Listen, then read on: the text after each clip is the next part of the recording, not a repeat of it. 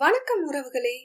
கண்கள் பார்த்து அகம் சேர்க்கும் கதைகளின் இனிமையை கொஞ்சம் செவிகள் வழியும் உணர்வோம். இது பிரியதர்ஷினி எஸ் தமிழ் நாவல்கள் ஒலி புத்தகம். இன்னைக்கு நாம கேட்க போற கதை இரும்பு காவலன் இருதய காதலன். இந்த கதை உங்களுக்கு பிடிச்சிருந்தா லைக் பண்ணுங்க, ஷேர் பண்ணுங்க, கதையை பத்தின கருத்துக்களை கமெண்ட் பண்ணுங்க. மறக்காம சேனலை சப்ஸ்கிரைப் பண்ணிடுங்க. வாங்க கதைக்குள்ள போகலாம். காவலன் 26. கண்கள் சொருக அமரியின் மீது சரிந்த வெற்றி அந்நிலையிலும் நினைவு தப்பாது கண்களை இறுக மூடி மெல்ல இமை பிரித்து தனது எழிலுக்கு பார்வையாலேயே ஆறுதல் அளித்தான். அமரியின் கண்கள் அங்கு கொட்டும் அருவிக்கு நிகராக கண்ணீரை சுரந்தது. வெற்றியின் ஆறுதலான பார்வை அவனின் எழிலுக்கு போதுமானதாக இருந்தது. தன்னை நொடியில் திடப்படுத்திக் கொண்டவள் கண்ணீரை தனக்குள்ளே புதைத்தாள். ஆளாளுக்கு வெற்றியை நினைத்து பதற யாரிடம் என்ன சொல்வதென்று தெரியாது கதிர் திணறினான். வெற்றியின் மீது கண்மூடித்தனமான கட்டுக்கடங்கா கோபம் வந்த போதும் இப்போது அவனின் நலம் மட்டுமே முக்கியம் என கருதியவன் சக்தி மற்றும் சசியிடம் வெற்றியை தூக்கி வர சொல்லி அவர்களுக்கு முன்பாக சென்று வண்டியை தயார் செய்தான். கதிரின் கைகளில் வண்டி காற்றாய் பறந்தது. அடுத்த 15 நிமிடங்களில் வெற்றி மருத்துவமனையில் அனுமதிக்கப்பட்டு சிகிச்சை துவங்கியது. வெற்றிக்கு எதனால் இப்படி ஆனதென்று ஆளாளுக்கு பல கேள்விகளை கேட்டு கதிரை ஒரு வழி ஆக்கி கொண்டிருந்தனர். அங்கு நடந்தவற்றை விவரித்த போதும் அவனை குடைவதை யாரும் நிறுத்தவில்லை. கதிருக்கு மூச்சு முட்டுவதை போலிருந்தது. கதிர்தான் வெற்றியை குத்திவிட்டதை போன்று அனைவரும் அவனை திட்டு ஒரு வழி ஆக்கினர். ஏற்கனவே தான் தனது நண்பனை காக்க தவறிவிட்டோம் என்கிற கதிரின் மனம் அவர்களின் பேச்சால் குற்ற உணர்வு கொண்டது. ஒரு வழியாக குடும்பத்தாரின் விசாரணையும் முடிவுக்கு வந்தது. நல்லு கூட கலங்கிய முகத்துடன் அமர்ந்திருக்க குமரி திடமாய் அமர்ந்திருந்தாள். அவளின் அழுத்தம் அவளுக்கு ஏதேனும் விளைவை ஏற்படுத்தி விடுமோ என சசிக்கு பயமாக இருக்க அமரியின் அருகில் அமர்ந்து அவளின் கைகளை பிடித்து அழுத்தம் கொடுத்தான். அதில் சசியை நிமிர்ந்து பார்த்தவள் விரக்தியாய் புன்னகை சிந்த, அண்ணாக்கு ஒண்ணும் ஆகாது அமரி என சசி கூற, அவருக்கு ஒண்ணு ஆகாதுன்னு எனக்கு தெரியும் என பட்டென்று மொழிந்தவள் வேதனை படிந்த முகத்துடன் கவலை பட்டமாக தெரிய நின்றிருந்த ஆண்களையும் கண்ணீர் கோடாய் விழ சேலை தலைப்பில் அழுகையை அடக்கி அமர்ந்திருந்த பெண்களையும் ஒரு பார்வை பார்த்தாள். இப்ப என்ன ஆச்சுன்னு இப்படி முடங்கி உட்கார்ந்துருக்கீங்க? அவருக்கு ஒண்ணும் ஆகாது, அழுவாம இருக்கிறதுனா இங்க உட்கார்ந்துருங்க, இல்லாட்டு கிளம்புங்க என்று செண்பகம் மற்றும் ஜானகியை அழுத்தமாக பார்க்க அவர்கள் அமைதியாக எழுந்து மருத்துவமனை வளாகத்திலேயே இருக்கும் கோவிலில் தஞ்சம் புகுந்தனர்.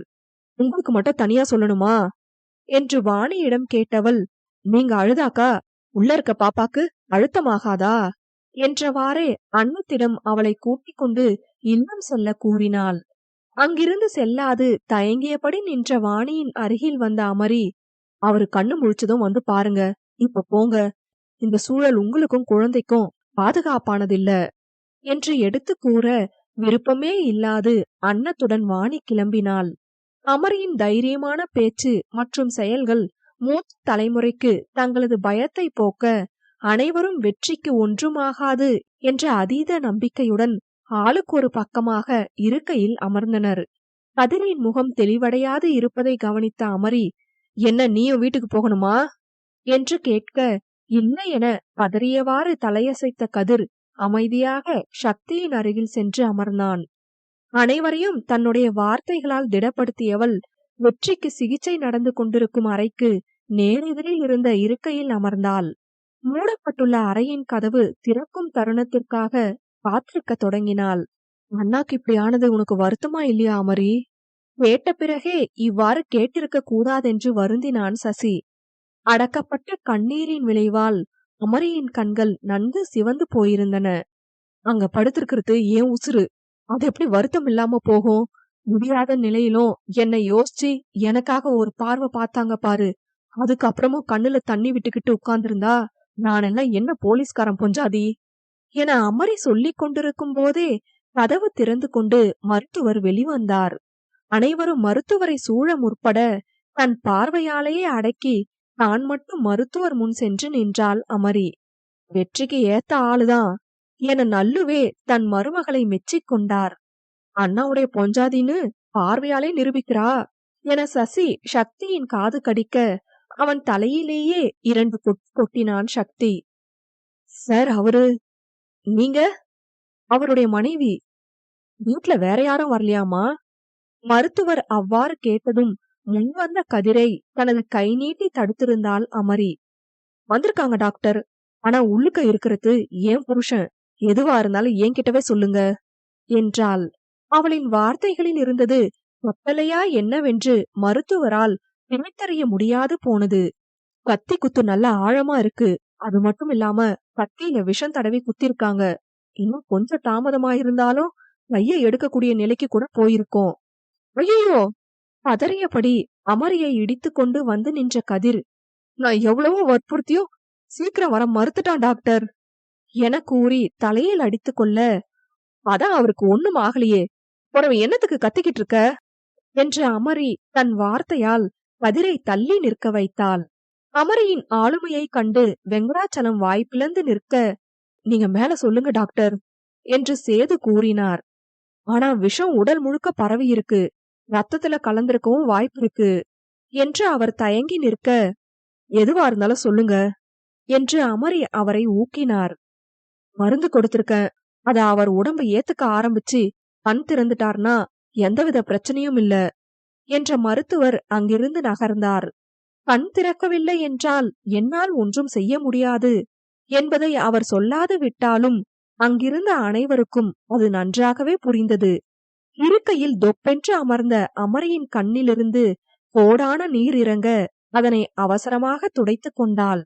அம்மாடி, அவனுக்கு ஒண்ணும் ஆகாது, நீ வருத்தப்படாதாத்தா என்ற வெங்கடாச்சலம் தன் வார்த்தைகளால் ஆறுதல் படுத்த முயன்றார். மகளின் நிலையை கண்டு விநாயகம் ஊமையாய் அழ, சக்தி மற்றும் சசி என்ன செய்வதென்று புரியாது தவித்தனர். கதிர் தலையில் கை வைத்தவனாய் தரையிலேயே அமர்ந்து விட்டான். நான் உடனிருந்தோ உன்னை காக்க முடியா பாவி ஆயிட்டனே என்று வாய்விட்டே புலம்பினான் கதிர். அமரி கண் காட்ட கதிரின் அருகில் மண்டியிட்ட சசி எவ்வளவோ முயன்றும் அவனால் கதிரை ஆறுதல் படுத்த முடியவில்லை. சிகிச்சை அறையிலிருந்து வெளிவந்த செவிலியர், இரவு இவ்வளவு பேரெல்லாம் தங்கக்கூடாது என்று சொல்ல, வெற்றியை பார்ப்பதற்கு அனுமதி வேண்டினார் தங்கவேலு. வெற்றியை பார்த்தாலாவது தனது பேத்தியின் வேதனை குறையும் என்று நினைத்தார் பெரியவர். சிறிது யோசித்த செவிலி, ஒவ்வொருத்தரா போங்க, அதிக நேரம் எடுத்துக்காதீங்க என்றார். முதல் ஆளாக உள்ளே செல்ல கதிர் எழுந்து நிற்க அவனை தடுத்து, நீ போட்டா என்றார் நல்லு. முடியாது எனும் விதமாக இடவளமாக அமரி தலையசைக்க, எவ்வளவோ வற்புறுத்தியும் உள்ளே செல்ல முடியாது, அவரை இந்நிலையில் என்னால் பார்க்க முடியாது என்று திடமாக மறுத்துவிட்டாள். என்னடா, அந்த பையன் நிலைமை ரொம்ப மோசமா கிடக்குதா? அதீத சந்தோஷத்தில் திளைத்தார் அவர். இத உடனே சிதம்பரத்துக்கிட்ட சொல்லணும்டா என்று அவர் கூற, நம்ம ஆளுவ போலீஸ் கிட்ட மாட்டிக்கிட்டானுங்க என்ற அல்லக்கை ஒருத்தன், நம்ம ரைட்டு கூட அந்த பயலால சுட்டுப்பட்டு ஆஸ்பத்திரியில இருக்காருங்க என்றான். நீ சொல்றதும் சரிதான். கையில சிக்கிட்டா அவன்கிட்ட இருந்து ரொம்ப சுழுவா உண்மைய தெரிஞ்சுப்பான் அந்த பையன். ஆனா அவன்தான் பொழைக்க போறதில்லையே என கூறி அவர் இடி இடி என சிரித்தார். சிறிது நேரம் குறுக்கும் நெடுக்குமாக நடந்து எதையோ மனதோடு ஆராய்ந்தார்.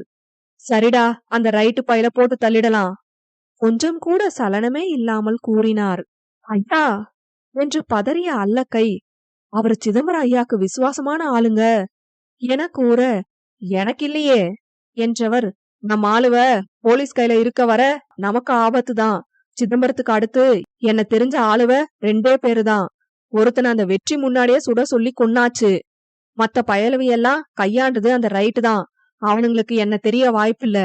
என்ன தெரிஞ்ச ஒரே ஆளு அந்த ரைட்டையும் போட்டு தள்ளிட்டாக்கா எல்லாம் சுபம். அந்த பங்களாவே அதிரும் வகையில் கொக்கரித்தார். அந்த ஜெயிலருக்கு போன போடுடா, இப்பவே கொண்டு போய் சிதம்பரத்துக்கிட்ட கொடுக்க சொல்லு. தன்னை யாரும் கவனிக்கவில்லை என்பதை உறுதி செய்து கொண்ட ஜெயிலர் சிதம்பரத்திடம் அன்றைய பதிவேட்டில் கையெழுத்து வாங்க செல்வதை போன்று சென்று அலைபேசியை கொடுத்தார். அந்த வெற்றி கதை முடிஞ்சுதுடா அவர் ஆர்ப்பாட்டமாய் மொழிய, சிதம்பரத்திடத்தில் எவ்வித பிரதிபலிப்பும் இல்லை. உனக்கு சந்தோஷமா இல்லையா?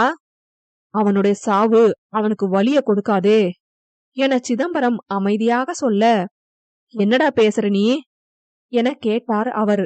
நான் உயிரோட இருந்துதானே வலிய அனுபவிக்கிறேன், அவனும் அந்த வலிய அனுபவிக்கணும்.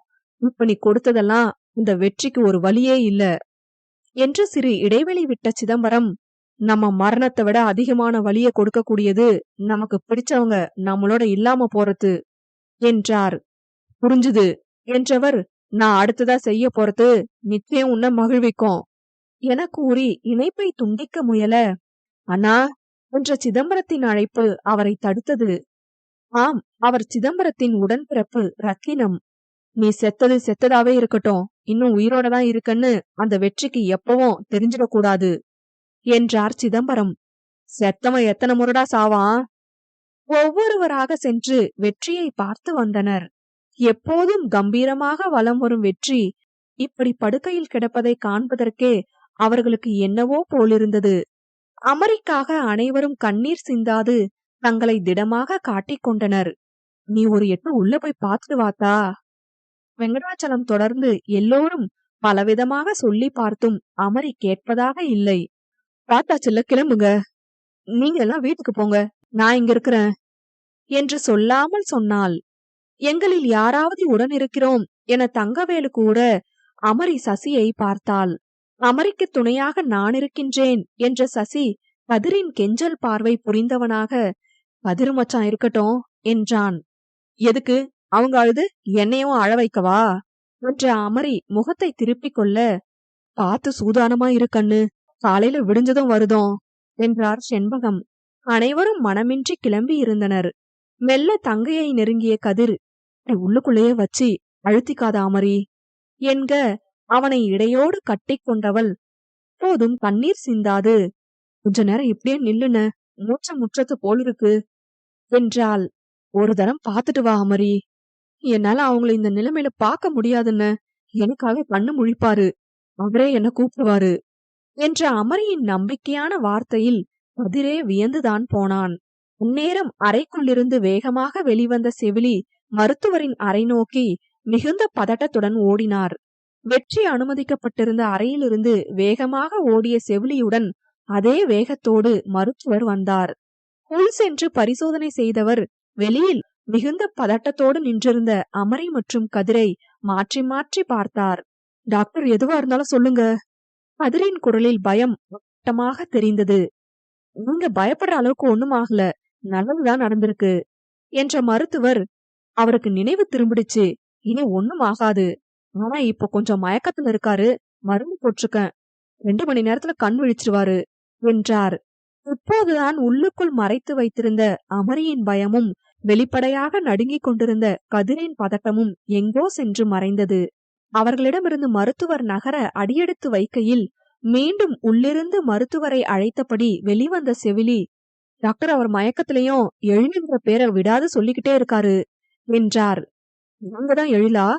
மருத்துவர் கேட்டதும் ஆனந்தத்தில் துளிர்த்த ஒற்றை துளி நீர் கன்னத்தில் உருண்டோட பேச வாய் வராது ஆமாம் என்பதைப் போல் மௌனமாக தலையசைத்தாள். அவரே என்ன கூப்பிடுவாரு. எழில் சொல்லிய வார்த்தைகள் கதிரின் மனதில் எதிரொலித்தது. வெற்றியின் மீதான அமரியின் நம்பிக்கை, அமரிக்காக முடியாத நிலையிலும் யோசிக்கும் வெற்றியின் எண்ணம், இரண்டும் இவர்களுக்கிடையே இருக்கும் ஆழமான காதலை எடுத்துக்காட்ட தங்கைக்காக என்பதை விட வெற்றிக்காக மிகவும் கதிர் மகிழ்ந்தான். நீங்க அவரோட உள்ள இருங்க, ஆனா தொந்தரவு செய்யாதீங்க என கூறியவாறு மருத்துவர் சென்றுவிட வெற்றி இருக்கும் அறைக்குள் அமரி நுழைந்தாள். கதிர் தன்னை மொத்தமாக ஆசுவாசப்படுத்திக் கொண்டு நேரத்தை பார்க்க அதுவோ நள்ளிரவை நெருங்கி இருந்தது. நண்பனின் உயிருக்கு இனி எவ்வித ஆபத்தும் இல்லை என்பதை அறிந்த பிறகே பசியை உணர்ந்தான். மருத்துவமனை கேண்டீன் நோக்கி சென்றான். படுக்கையிலும் கம்பீரமாக காட்சியளிக்கும் வெற்றியை பார்க்கையில் அமரிக்கு கர்வமாகவே இருந்தது. இவன் என் கணவன் மனதோடு சொல்லிக் கொண்டவள் வெற்றியின் அருகில் சென்று அவன் நெற்றியில் தடம் பதித்து நிமிர்கையில் அவளின் செவியில் நுழைகிறது வெற்றியின் எழில் என்கிற முனகல். எப்போதும் போல் இப்போதும் அவன் காதலில் சுகமாய் மூழ்கியவள் வெற்றிக்கு அருகிலேயே இருக்கை ஒன்றை போட்டு வெற்றி படுத்திருக்கும் படுக்கையின் ஓரத்தில் தலை கவிழ்ந்தவாறு அமர்ந்து விட்டாள். அவளின் பார்வை வெற்றியின் முகம் தாண்டி எங்கும் நகரவில்லை. உடனிருந்த செவிலி பெண்ணும் உறங்கிவிட அமரி மட்டும் வெற்றியின் முழிப்பிற்காக காத்திருந்தாள்.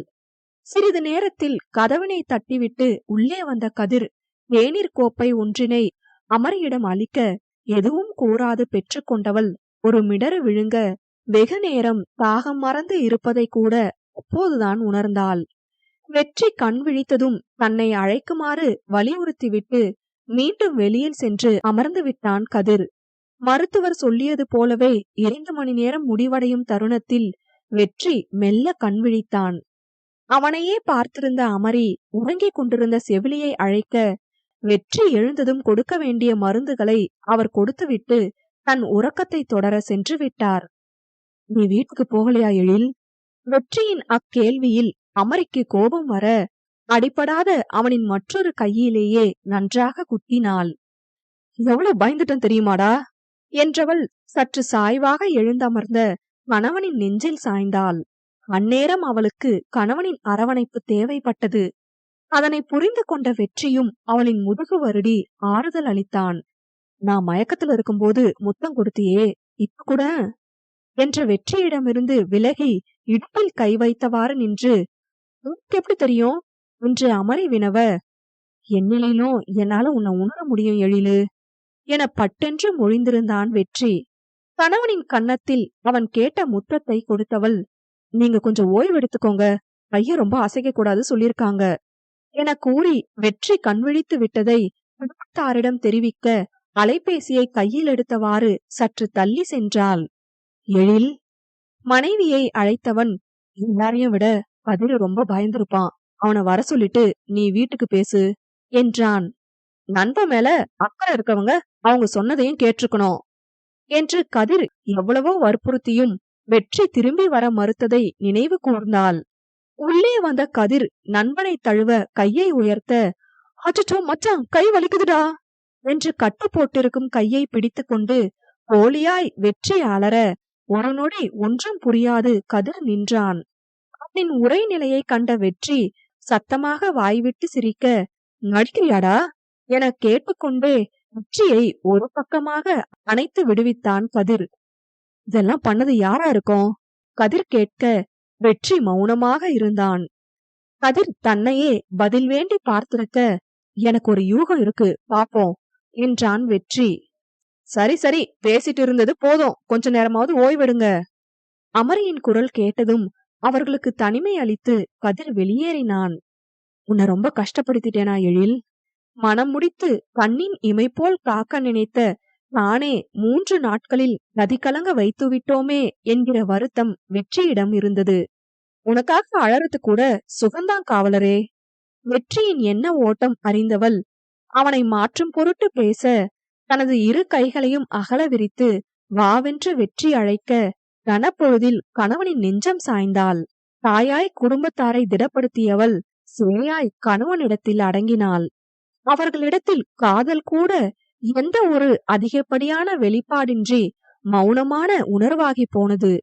மறுநாள் காலையே வெற்றியை பரிசோதித்த மருத்துவர், வெற்றி பிடித்த பிடிவாதத்தில் கைக்கு அதிக வேலை கொடுக்க கூடாது என்கிற நிபந்தனையோடு வீட்டிற்கு செல்ல அனுமதித்தார். இன்னும் 1 மணி நேரத்தில் வீட்டுக்கு வந்து விடுவதால் யாரும் மருத்துவமனை வர வேண்டாம் என்று கதிர் முன்கூட்டியே அழைத்து அனைவருக்கும் சொல்லியிருந்தமையால் எல்லோரும் வீட்டு வாயிலில் வெற்றிக்காக காத்திருந்தனர். வெற்றி வீடு வந்து சேரும்போது இப்பிரிவினரில் 3/4 மக்கள் அவன் வீட்டு முன்பு கூடியிருந்தனர். வாசலிலேயே வெற்றியின் நலமறிந்தவர்கள் கிளம்பிவிட நாட்டாமை குடும்பமும் வெற்றியின் 2 குடும்பமும் மட்டுமே எஞ்சி இருந்தது. ஆள் மாற்றி ஒருவர் வெற்றியின் நலம் விசாரிக்க அவர்களின் அன்பு புரிந்த போதும் அவனின் நலனே கேள்வியாக அமைய சற்று எரிச்சல் மூண்டது. இருப்பினும் குடும்பத்தாரிடம் முகம் காட்டாது தன்மையாகவே பதிலளித்தான். தன்னிலிருந்து இவர்களின் கவனத்தை திசை திருப்பினால்தான் நாம் நிம்மதியாக இருக்க முடியும் என நினைத்த வெற்றி, இன்னைக்குதான சக்திக்கும் மதிக்கும் நிச்சயம் பண்றதா இருந்தது என செல்லசாமி மற்றும் நல்லுவை பார்த்து வெற்றி வினவ, நீ இப்படி இருக்கும்போது எப்படியா என சேது தயங்கினார். எனக்கு ஒண்ணும் இல்ல என்று வெற்றி சொல்லிய தோணியிலேயே இன்று தீர்மானித்த நிச்சயம் நடக்க வேண்டும் என்கிற கட்டளை இருந்தது. அதனை புரிந்தவர்கள் சரியென கூறி மாலை நிச்சயம் என்று முடிவு செய்தனர். நாங்க ஏற்பாட்டை கவனிச்சுக்கிறோம், நீ ஓய்வெடியா என செண்பகம் பாட்டி சொல்ல வெற்றி அமைதியாய் தனது அறைக்கு சென்றான். உணவு தட்டோடு அறைக்குள் நுழைந்த அமரி வெற்றிக்கு ஊட்டிவிட்டவாறே தானும் அவனோடு சேர்ந்து உண்டு முடித்தாள். வெற்றியிடம் மாத்திரைகள் அளித்து விழுங்க செய்தவள் வெற்றியை உறங்க சொல்ல அவனோ மறுத்துவிட்டு தனது அலைபேசியோடு பால்கனிக்கு சென்று விட்டான். வெற்றியின் பணியில் குறுக்கீடு செய்வது பிடிக்காது என்பது அறிந்து அமரியும் அமைதியாக கீழே சென்றாள். மதி வீட்டில் நிச்சயம் என்பதால் சசி அமரி அங்கே அவர்களுக்கு உதவி செய்ய சென்று விட்டனர். அனைத்து வேலைகளும் துரித கதியில் நடந்தேற இரு வீட்டு சார்பாக உறவினர்கள் அழைப்பை நல்லு மற்றும் சேதுவே பார்த்து கொண்டனர். மாலை நிச்சயம் அனைவரின் மகிழ்வோடு நடந்து முடிந்தது. நிச்சயம் எதிர்பார்த்ததை போல் விமர்சையாக செய்ய முடியாது போனதால் திருமணத்தையாவது சுற்றம் அனைவரும் சூழ நல்முறையில் செய்ய வேண்டுமென திருவிழா முடிந்து அடுத்த முகூர்த்தத்தில் நாள் குறித்தனர். இரவு உணவு முடித்து அனைவரும் கூடத்தில் அமர்ந்து பேசிக் கொண்டிருக்க காக்கி உடையணிந்து காவல் நிலையம் செல்ல தயாராக வெற்றி வந்தான். மற்றவர்கள் அனைவரும் இந்நிலையில் இந்த நேரத்தில் செல்ல வேண்டாம் என்று எவ்வளவோ மறுத்தும் அதனை வெற்றி கேட்கவில்லை. அமரியும் தன் பங்கிற்கு கூற, நீயாவது என்னை புரிந்து கொள்ளேன் என்கிற பார்வையை அவளிடம் வெற்றி வீச அமரி மௌனமானாள். நாங்க சொல்றதெல்லாம் நீ கேட்க மாட்டியே என்ற நல்லுவும் எழுந்து சென்றுவிட வெற்றி அலுவலகம் வந்து சேர்ந்தான். அன்றைய இரவு பணியில் நாச்சியும் பெண் காவலர்கள் இருவரும் ஈடுபட்டிருந்தனர். ராமிற்கு அலைபேசியில் அழைத்து காவல் நிலையம் வர செய்தவன் மூர்த்தியுடன் பெண் காவலர்களை அனுப்பி ரோந்து பணியை முடித்து வர கூறினான். வெற்றி தன்னுடைய அறைக்கு செல்லாது காவல் நிலைய வளாகத்திலேயே ஒரு நாற்காலியை இழுத்து போட்டு தோரணையாக அமர்ந்தான். ராம் வந்து சேரும் வரை வெற்றி எதுவும் செய்யாது தனது பார்வையை நாச்சியின் மீது பதித்தவாறே இருந்தான். வெற்றியின் பார்வை நாச்சிக்கு உள்ளுக்குள் குளிரெடுத்த போதும் ஏதோ கோப்பினை ஆராய்வதை போன்று சமாளித்துக் கொண்டிருந்தார். ராம் வந்ததும் வெற்றியை பார்த்து விரைப்பாக சல்யூட் வைத்தவன் வெற்றியின் காயம் பற்றி விசாரிக்க, கத்தி குத்துனது என்னவோ சின்ன அளவுதான் ராம், அதுல பாருங்க விஷம் தடவிருப்பானுங்க போல இருக்கு, அது என்னைய கொஞ்சம் அசைச்சு பாத்துருச்சு. ராமிடம் சொல்லிக் கொண்டிருந்த போதும் வெற்றி நாச்சியின் மீது நிலைத்த பார்வையை மாற்றிக்கொள்ளவில்லை. ராம், என்னோட மேசை இழுவையில சாக்லேட் இருக்கும், கொஞ்சம் எடுத்து தர்றீங்களா? வெற்றி அவ்வாறு கேட்டதும் வேகமாக எடுத்து வந்து கொடுக்க அதனை மெல்ல கடித்து ருசித்தான் வெற்றி. அவனின் ஒவ்வொரு விழுங்கலுக்கும் நாச்சியின் தொண்டை குழி ஏறி இறங்கியது. குளிரிலும் வியர்த்து வழிந்தது. ராம் வெற்றியே தன்னை அழைத்ததற்கான காரணத்தை கூறுவான் என்று அமைதி காத்தான். என்ன நாச்சி? வெற்றி அவ்வாறு சொல்லியதுதான். தனது இருக்கையிலிருந்து எழுந்து ஓடி வந்த நாச்சி வெற்றியின் காலை கட்டிக்கொண்டு மன்னிப்பு வேண்டினார். சார், என்ன மன்னிச்சிடுங்க சார். வெற்றி எதுவும் சொல்லவில்லை. ராம் நடப்பது புரியாது வழக்கம் போல் குழம்பினான். நான் சொல்லியிருக்க கூடாதுதான் சார், ஆனா பணத்துக்கு ஆசைப்பட்டு இப்படி செஞ்சுட்டேங்க என்ற மன்றாடலோடு கூறியவரை வெற்றி தீர்க்கமாக பார்த்தானே தவிர எதுவும் பேச முற்படவில்லை. இவருக்கு ஒரு 3 மாசத்துக்கு தற்காலிக பணி நீக்கம் கொடுங்க ராம் என்ற வெற்றி அடுத்த 5 நிமிடத்தில் ராம் நீட்டிய காகிதத்தில் கையொப்பமிட்டு அதனை நாச்சியிடம் அளித்தான். நாச்சி தலைகுனிந்தபடி வெளியேற, அந்த அமைச்சரோட சேர்த்து உங்களையும் உள்ள போட்டிருக்கணும், உங்க குடும்பத்தை வச்சு உங்களை எதுவும் பண்ணாம விட்டது தவறோ என என்ன வைத்து விடாதீர்கள் என்ற வெற்றி தன்னுடைய அறைக்குள் சென்று விட்டான். அமைச்சருக்கு உதவியாக தான் செய்த காரியங்கள் அனைத்தும் வெற்றிக்கு தெரியும் என்பதை உணர்ந்த அந்நொடி நாச்சி தான் இத்துறையில் பதவி வகிப்பதை நினைத்து குறுகி போனார். ராம் காரணமறிய வெற்றியின் முன் நிற்க, நேற்றைய சம்பவம் நடைபெற காரணமே இவர்தான் என்ற வெற்றி இன்று கோவிலில் தீர்த்த அருவிக்கு செல்ல முடிவெடுத்த போது உறவினர் வீட்டிற்கு வந்திருந்த நாச்சி விடயம் அறிந்து அதனை யாருக்கோ சொல்லியிருக்காரு ராம், அந்த ஆள் யாருன்னு தெரியல என்றான் வெற்றி. அதை அவரிடமே கேட்டுக்கலாமே சார், அவர் பதில் சொல்லுவாருங்கிற நம்பிக்கை எனக்கு இல்ல என்ற வெற்றி தனக்குள் இருக்கும் யூகம் சரியா என்பதை ஆராய துவங்கினான். அன்று இரவு அமரியின் வீட்டிலிருந்து வெற்றி தன்னுடைய வீடு சென்று கொண்டிருந்த போது யாரோ மின்கம்பத்திற்கு பின்னால் தன்னை கண்டதும் மறைவாக சென்று ஒளிந்ததை வெற்றி கவனித்தான். மின் விளக்கு வெளிச்சத்தில் வண்டியின் கண்ணாடி வழியாக அது யாரென்று பார்த்தவாறு வெற்றி செல்ல மறைவிலிருந்து வெளிவந்த நாச்சியின் முகம் வெற்றிக்கு நன்கு தெரிந்தது. அடுத்த நாளே சிதம்பரத்தை சந்திக்க ஒருவன் செல்வதையும் அவர்களின் திட்டத்தையும் அறிந்த வெற்றி இதற்கு மூல காரணம் நாச்சி என்பதை கண்டுபிடித்திருந்தான். சிதம்பரத்தின் மூலம்தான் இது நடந்திருக்கிறது என்ற நிலையில் தனது சிந்தனையை நிறுத்திய வெற்றி சிதம்பரத்திற்கு நெருக்கமான ஆட்கள் யார் என்று யோசித்தான். திலீபனை அடுத்து சிதம்பரத்திற்கு உறவென்று சொல்லிக் கொள்ள இருந்த ஒரு நபர் அவனின் அண்ணன் ரத்தினம். ஆனால் அவர் இப்போது உயிரோடு இல்லை என்று சிந்தித்த அடுத்த நொடியே ஒருவேளை உயிரோடு இருந்தால் என்ற கேள்வியும் வெற்றியின் மனதில் உதித்தது. நிலையாக முடிவு செய்ய முடியாது வெற்றி தடுமாற அவனை நோக்கி மிகுந்த பதட்டத்துடன் ராம் வந்தான். சார், மருத்துவமனையில சேர்க்கப்பட்டிருந்த சிதம்பரத்தின் ரைட்டு இறந்து விட்டாராம் என்று ராம் சொல்லியதும் இருவரும் மருத்துவமனை நோக்கி விரைந்தனர். மூச்சு திணறல் ஏற்பட்டு அவர் இறந்ததாக மருத்துவர் கூற அதனை வெற்றியின் மனம் நம்ப மறுத்தது. காவலன் 27. அம்மன் வழிபாட்டு பாடல்களுடன் பம்பை உடுக்கை ஒலியின் சத்தம் காற்றில் கலந்து ஊர் முழுக்க பக்தியை பரப்பியது. பார்க்கும் எங்கும் வண்ண வண்ண காகிதங்களால் அலங்கரிக்கப்பட்டு ரசனைக்குரிய இடமாக மாறியிருந்தது. கூடும் கூட்டத்தினரின் தாகம் போக்க ஆங்காங்கே நீர்மோர் பந்தலிட்டிருந்தனர். சிறுவர்கள் வண்ணத்து பூச்சியாய் சுற்றி திரிய, காளையர்களை கொள்ளையடிக்கவே கன்னியர்கள் தங்களது சிரிப்பு சத்தத்துடன் வளைய வந்து கொண்டிருந்தனர். தள்ளு வண்டி கடைகள், நொறுக்கு தீனி கடைகள், பலூன் வண்டி, ராட்டினம், பஞ்சு மிட்டாய் என இன்னும் பலதரப்பட்ட கடைகள் கோவிலின் ஒரு பக்க இடத்தை நிரப்பியிருக்க, மற்றொரு பக்கம் நீண்ட துணி பந்தலிட்டு அன்னதானம் நடைபெற்று கொண்டிருந்தது. ஒரு புறம் பெண்களுக்காக உரியடித்தலும் ஆண்களுக்காக வழுக்கு மரம் ஏறுதலும் துவங்க தயாராக இருந்தது. தேர் வடம் பிடிக்கும் வரை மக்களின் பொழுதுபோக்கிற்காக இவ்வகை போட்டிகள் ஏற்பாடு செய்யப்பட்டிருந்தது. அம்மனுக்கு வேண்டிய துணி தங்கவேலு வீட்டிலிருந்தும் நகைகள் வெங்கடாச்சலம் வீட்டிலிருந்தும் வருவதாக இருந்தது. எப்போதும் தனித்தனியாக நடைபெறும் திருவிழாவிற்கு யார் பொறுப்பேற்கின்றனரோ அவர்களே அம்மனின் அலங்காரத்திற்கான பொருட்களின் முழு பொறுப்பையும் ஏற்பர். ஆனால் இம்முறை இணைந்து நிகழ்வதால் தங்களுக்குள் எவ்வித மனக்கசப்பும் வந்துவிடக் கூடாதென முறையாக பிரித்து செய்கின்றனர். ஐயா, இன்னும் அலங்காரத்துக்கு வேண்டியவ வந்து சேரலையே. பூசாரி கவலையாக செல்லசாமியிடம் கூறினார். வரவேண்டிய நேரத்துல வந்துடும்யா, மத்த ஏற்பாட்ட கவனி என்ற செல்லசாமி தேர் நிறுத்தி வைக்கப்பட்டிருக்கும் இடம் நோக்கி நகர்ந்தார். அங்கு ஏற்கனவே நல்லு, சேது, விநாயகம், ராசு முன்னின்று தேரினை அலங்கரிக்கும் பணியில் ஈடுபட்டிருந்தனர். வேலையெல்லாம் சுருக்கா முடிஞ்சிரும் போலிருக்கே என்றபடி அங்கு வந்த செல்லசாமி தனது மகள் மதியிடம் அனைவருக்கும் பழச்சாறு கொண்டு வருமாறு கூறினார். இன்னும் நகையெல்லாம் வரலன்னு பூசாரி புலம்பிக்கிட்டு இருக்காரு என்று செல்லசாமி துணி மற்றும் நகையை பற்றி வினவ, கொண்டு வந்துருவானுங்க என கதிர் வெற்றியை மனதில் வைத்து நல்லு மற்றும் விநாயகம் ஒரு சேர கூறினர். இன்னுமா உன் பொஞ்சாதி கிளம்பிட்டு இருக்கா? உன் அப்பம் போய் எவ்வளோ நேரமாவது?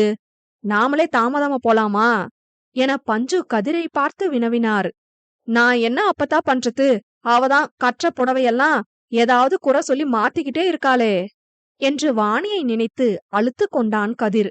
அப்ப அடுக்கி வச்சிருக்க புடவையெல்லாம் சுத்தி பார்த்துட்டுதான் வருவான்னு சொல்லு என்று சொல்லி பஞ்சு பாட்டி சிரிக்க, பந்தயத்துல தோத்தவங்கெல்லாம் என்ன கேலி செய்ய உரிமை இல்ல என்று நொடிந்தவாறு வாணி அவர்களிடம் வந்து சேர்ந்தாள். வாணி இடித்து காண்பித்ததை விட பஞ்சு மேவாயினை தோளில் இடித்து முகத்தை திருப்பினார். என்ன பஞ்சு, விட்ட சவால்ல தோத்துட்டோமேன்னு வருத்தமா? ஆடி போடி கூறு கெட்டவளே, வம்சம் தழைச்சதுக்கு யாராச்சும் வெசனப்படுவாங்களா? இதுல நீ ஜெயிச்சாலும் நான் ஜெயிச்ச மாதிரிதான். இந்த குடும்ப வாரிச பெத்துக்க போற உன்கிட்ட எனக்கு என்னத்துக்கு வீராப்பு என்று பஞ்சு பாட்டி அன்று போட்ட சவால் எல்லாம் இல்லை என அந்தர் பல்ட்டி அடித்தார். உங்க பாட்டிக்கு குப்புற விழுந்தாலும் மூஞ்சில மண்ணு ஒட்டலையாம். வாணி கதிரின் காதில் முணுமுணுத்தாள். சரி சரி, அரட்டை அடிச்சதெல்லாம் போதும், வெரசா கோவிலுக்கு போகணும் வாங்க. கோவிலுக்கு எடுத்து செல்ல வேண்டிய பொருட்களை தட்டில் அடுக்கியவாறு அன்னம் மற்றவர்களை கிளம்ப ஆயத்தமாக்கினார். வாங்க காவலரே. முழுதாக 2 இரவு 1 பகல் முடித்து வீடு வந்த கணவனை அமரி வரவேற்றாள். மனைவியை கவனிக்கும் நிலையில் வெற்றி தற்போது இல்லை. சோர்வோடு மெத்தையில் அமர்ந்தான். இப்பதான் வீட்டுக்கு வர வழி தெரிஞ்சுதா? யாரோ ஒரு குற்றவாளி மருத்துவமனையில இருந்து அது விடயமா அன்னைக்கு ராவு வராம போனதுல இருந்து இப்படிதான் பண்றீங்க. வீட்டுக்கு ராவுல வரத்தே கிடையாது. உங்க எழில ஞாபகம் இருக்கா இல்லையா? கோவிலுக்கு செல்ல தயாராகிக் கொண்டே பேசியவள் இறுதியில் இடுப்பில் கை வைத்து நின்று கணவனை நேருக்கு நேர் பார்த்து கேட்டாள். பதிலேதும் கூறாது அமரியை பார்த்த வெற்றி அவளை அருகில் வாவென பார்வையாலேயே அழைக்க அமரியும் அவன் அருகில் சென்று நின்றாள். வெற்றி மெத்தையில் அமர்ந்திருக்க அமரி நின்ற வாக்கிலேயே அவளை இடையோடு கட்டிக்கொண்டான். காவலருக்கு மனசு சரியில்லையோ? கணவனின் அணைப்பை ஏற்றுக்கொண்ட அமரி வெற்றியின் சிகையை கோதியவாறு கேட்க, அதெல்லாம் ஒண்ணுமில்ல, உன்னை இப்படி கட்டிப்பிடிக்கணும்னு தோணுச்சு என்ற வெற்றி மேலும் தனது அணைப்பை இறுக்கினான். அந்நேரம் அமரியின் அலைபேசி சினுங்கியது. அழைத்தது சசி. வெற்றியிடமிருந்து விலகாது எட்டி அலைபேசியை எடுத்த அமரி சசி என்றதும், எதுக்குடா கீழே இருந்து போன் போட்டிருக்க என்று சிறு கடுப்புடன் வினவினாள். அண்ணா இப்பதான் மாடி ஏறி வந்தத பார்த்தேன். பாட்டி வேற உன்னை கூட்டியார சொல்லுச்சு. இப்ப நான் வந்தாக்கா கரடி சொல்லுவ, அதான் போன் போட்டேன். நீண்ட விளக்கம் சசி கொடுத்ததில் அமரிக்கு சிரிப்பு வந்தது. இப்போ நீ கரடிதாண்டா என்றவள் அவன் அழைத்ததற்கான காரணமும் விளங்க 5 நிமிடங்களில் வருவதாக கூறி அலைபேசியை அணைத்தாள். என்னாச்சு வெற்றி, சொல்லலான்னா சொல்லுங்க. பணிச்சுமை எவ்வளவு பெரியதாக இருந்தாலும் அதன் தாக்கத்தினை அமரியுடன் இருக்கும்போது வெற்றி எப்போதும் வெளிக்காட்டிக் கொள்ள மாட்டான். ஆனால் இன்று அவனின் நிலை அமரியை அவ்வாறு கேட்க வைத்தது. அமரியை ஆழ்ந்து நோக்கியவன், இவ்வளோ நாளா கிட்டத்தட்ட 1.5 வருஷம் இறந்துட்டுதான் நான் நினைச்சிருக்க அவன் உயிரோட இருக்கான். யாரு? வெற்றி பார்த்த பார்வையிலேயே மேற்கொண்டு எதையும் கேட்காதே என்பதை புரிந்து கொண்ட அமரி அவனின் நெற்றியில் மென்மையாய் இதழ் பதித்து, எதுவா இருந்தாலும் சரியாகிடும் வெற்றி என்றாள். அப்போதுதான் அவள் தன்னை பெயர் சொல்லி அழைத்ததை வெற்றி உணர்ந்தான். அதென்ன, எப்பவும் காவலரே சொல்லுவ, இப்ப மட்டும் பேர் சொல்லி கூப்பிடுற என கேட்டான். உங்களை சீண்டும் போது காவலரே சொன்னாதான் நல்லா இருக்கும், மத்த நேரத்துலலாம் வெற்றிதான் என்றவள் அவனிடமிருந்து நழுவி கோவிலுக்கு செல்ல அவனுக்கு புத்தாடை எடுத்து வைத்தாள். அப்ப புருஷன மாமா, அத்தா, மச்சான் இப்படிலாம் கூப்பிடணும்னு தோணாதா என கேட்டான் விஷம புன்னகையுடன். காவலரே, பொண்டாட்டி பேர் சொல்லி கூப்பிடுறது கௌரவ குறைச்சலா இருக்கோ? ஒற்றை புருவம் உயர்த்தி கேட்டவளை சுண்டி இழுத்து தன்னுடைய அணைப்புக்குள் நிறுத்திய வெற்றி, எழில் என்னவும் சொல்லலாம், அதுக்கெல்லாம் சேர்த்து என்று காதில் கிசுகிசுக்க, ஒச்சோ என்று அவனை தள்ளிவிட்டு விலகி நின்றாள். நீங்க பேசவே மாட்டீங்கன்னு சசி சொன்னான். அவன் உங்களோட இந்த பேச்சையெல்லாம் கேட்டா வாயில கை வச்சு உறைஞ்சிடுவான் அவ்வா என்று அமரி சொல்ல வெற்றி சத்தமிட்டு சிரித்தான். போதும் போதும், சிரிச்சே சாய்க்க வேண்டியது என்றவள், குளிச்சிட்டு வாங்க, கோவிலுக்கு போவணும் என்றாள். என்னால வர முடியாது எழில், நான் உடனே ஸ்டேஷன் போவணும் என்ற கணவனை முறைத்தாள்.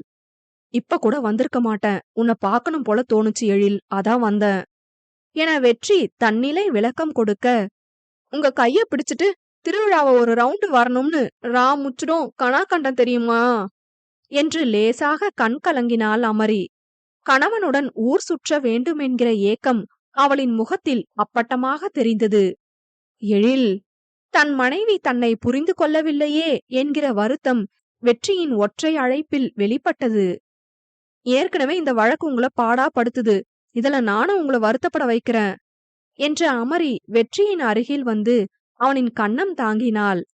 இன்னையோட நம்ம வாழ்க்கை முடிய போறதில்ல, இந்த வழக்க முடிச்சிட்டு நீங்க அமைதியாகுங்க, எல்லாம் அப்புறம் பாத்துக்கலாம் என கூறிய அமரி வெற்றிக்காக எடுத்து வைத்த புத்தாடையை மீண்டும் வார்ட்ரோபில் வைத்துவிட்டு காக்கி உடையை எடுத்து வெளியில் வைத்தவளாக அறையை விட்டு வெளியேற முற்பட்டாள்.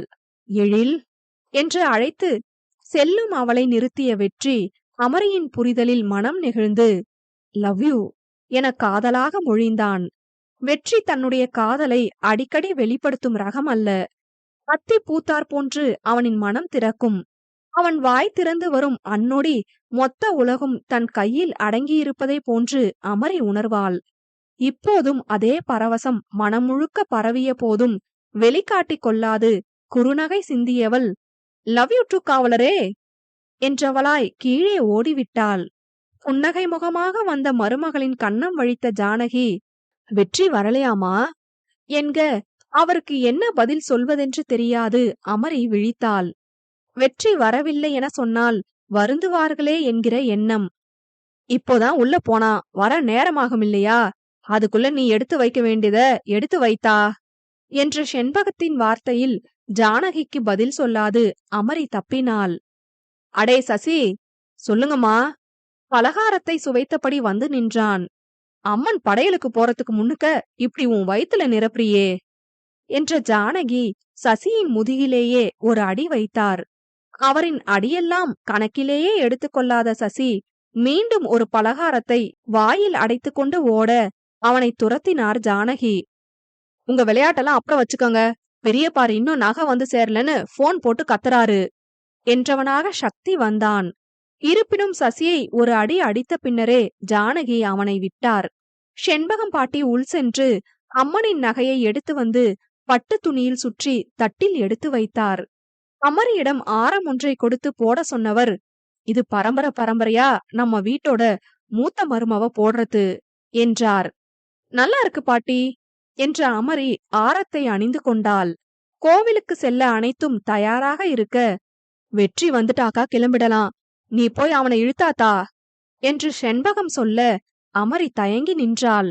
என்னத்தா, சீக்கிரம் போகணும் இல்லையா என்க, நான் இப்ப வரல என்றவாறு வெற்றியே அங்கு வந்தான். வெற்றி அணிந்திருந்த காக்கி உடையே அவன் கோவிலுக்கு வரப்போவதில்லை என்பதை எடுத்து காட்டியது. எப்போதும் அவனது முடிவே இறுதியானது என்பதை அறிந்தவர்கள் வெற்றியை கோவிலுக்கு வருமாறு வற்புறுத்தவில்லை. வேலை முக்கியம்தான் வெற்றி, அதை விட குடும்பத்தோட ஒட்டுக்கா இருக்க நேரம் ரொம்ப ரொம்ப முக்கியம் என்ற ஜானகி மற்ற தன் மக்களையும் பாட்டியையும் அழைத்து கொண்டு கிளம்பினார். இறுதியாக சென்ற சக்தியை பிடித்து நிறுத்திய வெற்றி, பாதுகாப்புக்கு போலீஸ் போட்டிருக்கு, இருந்தாலும் எல்லாரையும் ஜாக்கிரதையா பாத்துக்கோ, கதிர்கிட்ட ஏற்கனவே சொல்லியிருக்கேன் என்ற வெற்றி அமரியிடம் பார்வையாலேயே 1000 பத்திரம் சொல்லி அவர்களுக்கு முன் தன் பணி செய்ய சென்று விட்டான். வெற்றியின் கவனம் சாலையில் இருப்பினும் அவனின் மனம் ரைட்டு இறந்த நிகழ்விலேயே சுற்றியது. மருத்துவமனையில் அனுமதிக்கப்பட்டிருந்த ரைட்டு இறந்துவிட்டதாக தகவல் வந்ததும் அடுத்த சில நிமிடங்களில் வெற்றி மருத்துவமனையில் இருந்தான். மூச்சு திணறல் ஏற்பட்டு இறந்து விட்டார் என்று மருத்துவர் சொல்ல அதனை நம்ப மறுத்த வெற்றி அவ்வறையை தன் பார்வையால் முற்றிலும் அலசினான். அப்போதுதான் சுவற்றின் மேலிருந்த கண்ணாடி தடுப்பு உடைந்திருப்பது தெரிந்தது. இது ஏற்கனவே உடைஞ்சிருந்ததா என அதனை ஆராய்ந்து கொண்டே வெற்றி கேட்க, இல்லை என செவிலி கூறினார். மருத்துவமனை கண்காணிப்பு கேமரா பதிவுகள் அனைத்தும் ஆராய்ந்த பின்பும் எந்த ஒரு தடயமும் கிடைக்கவில்லை. திடீர்னு மூச்சு திணறல், அதான் இறந்துட்டாரு, இதுல யோசிக்க என்ன சார் இருக்கு? ராம் சாதாரணமாக சொல்ல, அட்டாப்சிக்கு ரெடி பண்ணுங்க என மருத்துவரிடம் சொல்லிவிட்டு, நிச்சயம் இது கொலைதான் ராம் என்ற வெற்றி உடற்கூர்வு பரிசோதனை முடியும் வரை காத்திருக்க தொடங்கினான். ரைட்டுவின் சிகிச்சைக்காக அவனுடன் இருந்த செவிலி வெற்றியிடம் ஏதோ சொல்ல வருவதுமாக பின்வாங்குவதுமாக இருக்க அதனை கவனித்த வெற்றி, அட்டாப்சி ரிப்போர்ட் எப்ப வரும் கேட்டுட்டு வாங்க ராம் என்று ராமை அங்கிருந்து அப்புறப்படுத்தினான். ராம் சென்றதும் செவிலியின் அருகில் வந்த வெற்றி, என்கிட்ட ஏதாவது சொல்லணுமா என கேட்டான். கொஞ்சம் தயங்கினாலும் அவர் வெற்றி கேட்டதற்கு பதிலளித்தார். சார், எனக்கு இன்னைக்கு இரவு பணி, நான் வர சற்று தாமதமாகியதால் எனக்கு முன்னிருந்த செவிலி அவருடைய நேரம் முடிவடைந்ததும் சென்று விட்டார்.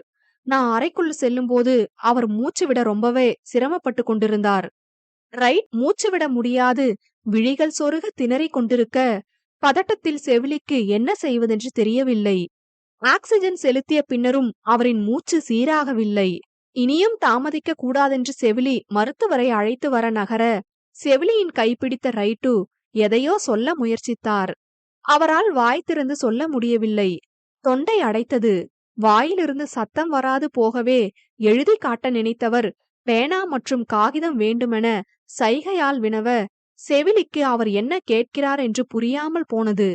அந்நேரம் சுவாசம் தடைப்படுவதால் உடல் வெட்டி இழுக்க துடித்தவர் தன் கையில் பச்சை குத்தியிருந்த பெயரையும் அவ்வரையில் மாட்டப்பட்டிருந்த 2 குழந்தைகள் உள்ள புகைப்படத்தையும் மாற்றி மாற்றி காண்பித்தவர் இறந்தே போனார்.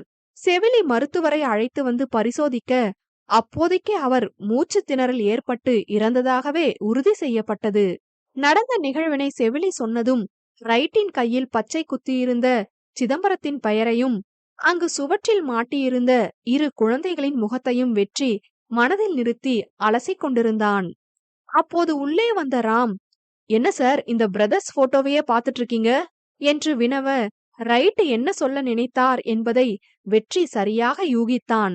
சிதம்பரம் பிளஸ் பிரதர்ஸ், சிதம்பரத்தோட பிரதர் ரத்தினம் என சிந்தித்த வெற்றி, "ரத்தினம் இறந்துட்டாரே" என வாய்விட்டு தனக்குத்தானே கேட்க, "அவரின் இறந்த உடலை நீ பார்த்தாயா?" என வெற்றியின் மனம் எதிர்கேள்வி கேட்டது. "அப்ப ரத்தினம் உயிரோட இருக்கானா? எங்க இருக்கான்?" என்று தீவிரமாக யோசித்துக் கொண்டிருக்கும் போதே வெற்றியிடம் மருத்துவர் வந்தார். அவரின் கையில் ரைட்டின் உடற்கூர்வு ஆய்வு அறிக்கை இருந்தது. "உங்களுடைய யூகம் சரிதான் வெற்றி. யாரோ அவரின் உடலுக்குள் கார்பன் டை ஆக்சைடு ஊசியின் மூலம் செலுத்தியிருக்காங்க. அதனால அடைப்பு ஏற்பட்டு மூச்சு விட சிரமம் ஏற்பட்டிருக்கு. கார்பன் டை ஆக்சைடு உள்ள இருந்ததால ஆக்சிஜனை உடல் ஏத்துக்கல" என்ற மருத்துவர் சென்று விட்டார். உடனடியாக நாச்சியை அலைபேசி மூலம் அழைத்த வெற்றி, சிதம்பரம் சிறைக்கு சென்ற பின் யாரிடம் தகவல் கொடுத்தீர்கள் என்று வினவினான். "சிதம்பரத்தின் வலது கையால்" என அவர் தெரிவிக்க, "நீங்கள் சொன்னதும் அவன் ஏதாவது சொன்னானா?" "இல்லையே சார்" என்று யோசித்தவர், "நான் மேலிடத்தில் சொல்லிக்கிறேன்னு சொன்னாரு" என்றார். "அப்ப அந்த மேலிடம் ரத்தனமா? அவன் எப்படி உயிரோடு?" அன்று சிந்திக்க தொடங்கிய வெற்றிக்கு ஒரு வாரம் கடந்த நிலையிலும் ரத்தினம் விடயத்தில் எதையும் கண்டறிய முடியாது குழப்பத்துடனே இருந்து வருகிறான். அதே குழப்பத்தோடு காவல் நிலையம் வந்து சேர்ந்த வெற்றி, 1 வருடத்திற்கு முன்பு மூடப்பட்ட ரத்தினத்தின் வழக்கு அடங்கிய கோப்பினை கையில் எடுத்தான். சரியாக 1 வருடம் 4 மாதங்களுக்கு முன்பு வெற்றி பணியில் சேர்ந்து பல வழக்குகளை திறம்பட கையாண்டு முடித்து வைத்திருந்தாலும் அவனை பொறுத்தவரை எந்த வழக்கும் சவாலாக அமையவில்லை. அந்த வருத்தம் வெற்றிக்கும் இருந்தது. எல்லாம் சப்பென்று இருப்பதாக வெற்றி நினைத்துக் கொண்டிருக்கும் சமயம் அவனே எதிர்பாராத வகையில் ஒரு வழக்கு அமைந்தது. அப்போது ராமிடத்தில் வேறொரு ஆய்வாளர் பணிபுரிந்தார். அவரின் பெயர் ஜீவா. அவன் அப்போதுதான் பணியில் சேர்ந்த புதிது. "இங்க பாருங்கம்மா, ராத்திரியில பெண்கள் யாரும் காவல் நிலையத்துல இருக்கக்கூடாது. நீங்க முதல்ல கிளம்புங்க. எனக்கு மேல் அதிகாரி வந்தாக்கா என் தலைதான் உருளும். இடத்த காலி பண்ணுங்க." ஜீவா அந்த இரவு நேரத்தில் நடுத்தர வயது பெண் ஒருவரிடம் கத்திக் கொண்டிருந்தான். அவரோ, "என் பொண்ண காணுங்க" என்று கதறி துடித்துக் கொண்டிருந்தார். "இப்படிதான் பொண்ண காணோம் பொடலங்காய காணோம்னு வந்து புகார் கொடுப்பீங்க. அடுத்த மறுநாள் சப்ப காரணம் சொல்லி கொடுத்த புகார வந்து திருப்பி வாங்கிக்க வேண்டியது. இதனால எங்களுக்கு மேலிடத்துல எம்புட்டு அழுத்தம் தெரியுமா? உங்க பொண்ணு சாயங்காலம் தானே காணாம போயிருக்கு. எப்படியும் காலையில வந்துடும். இப்படியும் வரலனாக்கா நாளைக்கு வந்து புகார் கொடு. இப்ப நீ இடத்த காலி பண்ணுமா." ஜீவா அப்பெண்மணியை அனுப்புவதிலேயே குறியாக இருந்தான். அதற்கும் காரணம் இருந்தது. சில மாதமாகவே மலைப்பகுதிக்கு அருகில் இருக்கும் கல்லூரியில் படிக்கும் இளம்பெண்கள் காணாமல் போவதும் அவர்களின் உறவினர்கள் புகார் கொடுப்பதும், அதனைத் தொடர்ந்து ஏதாவது விசாரணை நடப்பதும், மறுநாளே "என் பொண்ணு தோழி வீட்டுக்கு போயிருந்தா, காட்டுப்பாதையில தடுமாறி போயிட்டா, கல்லூரியிலேயே உட்கார்ந்து படிச்சு போட்டு தாமதமா தான் வந்து சேர்ந்தா, காலையில அவ அம்மா திட்டுனான்னு கோவிச்சுக்கிட்டு உறவுக்காரங்க வீட்டுக்கு போயிட்டா" என்ற ஒன்றுக்கும் உதவாத பலதரப்பட்ட காரணங்கள் சொல்லப்பட்டு புகாரை திரும்ப பெறுவது சர்வசாதாரணமாக நடைபெற்று கொண்டிருந்தது. அந்த கல்லூரி மலை மற்றும் காட்டுப்பகுதியில் வசிக்கும் மக்களுக்காக கட்டப்பட்டது. அவர்களால் ரொம்ப தூரம் சென்று மற்றும் அதிக பணம் செலவழித்து படிக்க வைக்க முடியாது என்பதால் சிதம்பரத்தால் கட்டப்பட்டு 2 வருடங்களாகிறது. சிதம்பரத்தின் பெயரில் இருந்தாலும் அதன் முழு கட்டுப்பாடும் ரத்தினம் வசம்.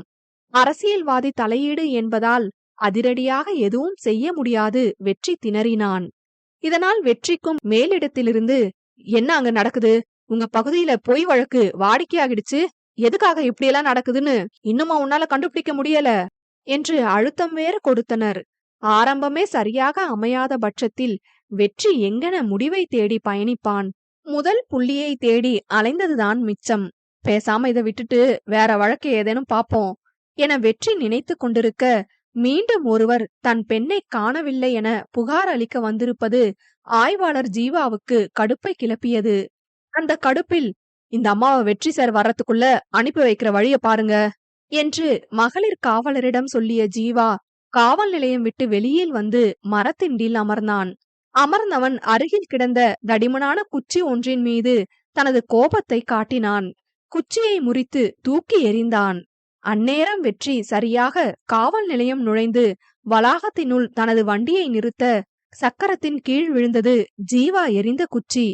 என்ன ஜீவா, யார் மேல கோவம் என கேட்ட வெற்றி அவன் அருகில் வந்து, நமக்கு கோவத்தை விட நிதானம் ரொம்ப முக்கியம் என கூறி உள் செல்ல, புகார் அளிக்க வந்த பெண்மணியை மகளிர் காவலர் வெளியே தள்ளி கொண்டு வந்தார். யார் இவங்க, ஏன் இப்படி தள்ளிட்டு வரீங்க வெற்றி கேட்க, என்ன பதில் சொல்வதென்று தெரியாத பெண் காவலர் ஜீவாவை பார்த்தார். என்ன விடயம் உங்களுக்கு தெரியும் போலிருக்கே வெற்றி ஜீவாவை கேள்வியாக கேட்டான். எல்லாம் வழக்கமா நடக்கிறதுதான் சார், அவங்க பொண்ண காணமாம். ஓ, ஜீவா சாதாரணமாக சொல்ல வெற்றியும் அதனை கேட்டு எவ்வித உணர்வையும் பிரதிபலிக்கவில்லை. ஐயா, நீங்களாவது புகார் எடுத்துக்கோங்கய்யா. அந்த அம்மா வெற்றியின் காலிலேயே விழுந்து விட்டார். பதறி விலகியவன் பெண் காவலரை தூக்க சொல்ல, அவரோ வெற்றியின் காலினை பிடித்து கொண்டு எழாது தர்க்கம் செய்தார். கடைசியில் ஒரு முடிவெடுத்த வெற்றி, இவங்க சொல்றத எழுதி கையெழுத்து வாங்கிட்டு அனுப்புங்க என ஜீவாவுக்கு உத்தரவிட்டான். அப்பெண் வெற்றியை கையெடுத்து கும்பிட, இதில் தன்னால் செய்வதற்கு ஒன்றுமில்லை என வெற்றி மனதில் நினைத்தாலும், காணாமல் போன பெண்கள் அனைவரும் மறுநாள் வீடு திரும்பி விடுவதால் இவரின் பெண்ணும் வந்து விடுவாள் என்கிற நம்பிக்கையில், உங்க பொண்ணு விடிஞ்சதும் வந்துடுவாங்க, கவலைப்படாம போயிட்டு வாங்க என்று ஆறுதலாக கூறி அனுப்பி வைத்தான். அப்பெண்மணி சென்ற பிறகு தனது கையறு நிலையை எண்ணி வெற்றி வருந்தினான். இதற்கு முன்னால் இதேபோல் 6 பெண்கள் காணாமல் போய் திரும்பி வந்திருக்கின்றனர். அவர்களில் ஒருவர் ஏதாவது சொன்னால் கூட போதுமென நினைத்து வெற்றி சென்றால், சுவற்றில் அடித்த பந்தின் நிலைதான். யாரும் வாய் திறப்பதில்லை. அப்படியும் வந்தால் அவர்களின் பெற்றோர் அடக்கி விடுவர். எவ்வளவு நேரம் இப்படியே இருப்பது என நினைத்த வெற்றி, பேசாமல் சந்தேகம் எழக்கூடிய சில பகுதிகளுக்கு சென்று பார்த்து வருவோமா என சிந்தித்தான். இப்படியே அமர்ந்திருப்பதற்கு அதையாவது செய்தால் தான் ஒரு காவலன் என்பதற்கு களங்கமில்லாமலாவது இருக்கும். தனக்குள்ளே கூறிய வெற்றி மணியை பார்க்க, அது நள்ளிரவை கடந்து பல மணிகளாகி இருந்தது. கிட்டத்தட்ட முன்காலை பொழுது தொடங்கும் வேலை. ஜீவாவை பார்க்க அவனோ மேசை மீது தலை கவிழ்ந்தவாறு அரை உறக்கத்தில் இருந்தான். மூர்த்தியை பார்க்க அவரோ அந்நேரத்திலும் கோப்புக்களை சரிபார்த்து கொண்டிருந்தார். நீங்க எப்ப வந்தீங்க மூர்த்தினா? நான் ஜீவா சார் யாரோ ஒரு அம்மா கிட்ட புகார் வாங்கும் போதே வந்துட்டேன் தம்பி என்றவர், டீ வாங்கிட்டு வரவா தம்பி என கேட்டார். இல்லன, கொஞ்சம் வரீங்களா, அப்படியே ஒரு ரவுண்ட்ஸ் போயிட்டு வருவோம் என்றான். மூர்த்தியும் சரி என்றதோடு வேகமாக சென்று வண்டியை இயக்கினார். வெற்றி அமர்ந்ததும் மூர்த்தி நகர்பகுதியை நோக்கி வண்டியை செலுத்த, அந்த கல்லூரி இருக்க மலைப்பகுதி நோக்கி வண்டியை விடுங்கண்ண என்றான் வெற்றி.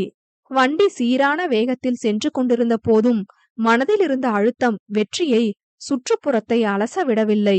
மெல்ல இருக்கையில் சாய்ந்து கண்மூடியவாறு அமர்ந்திருந்தான்.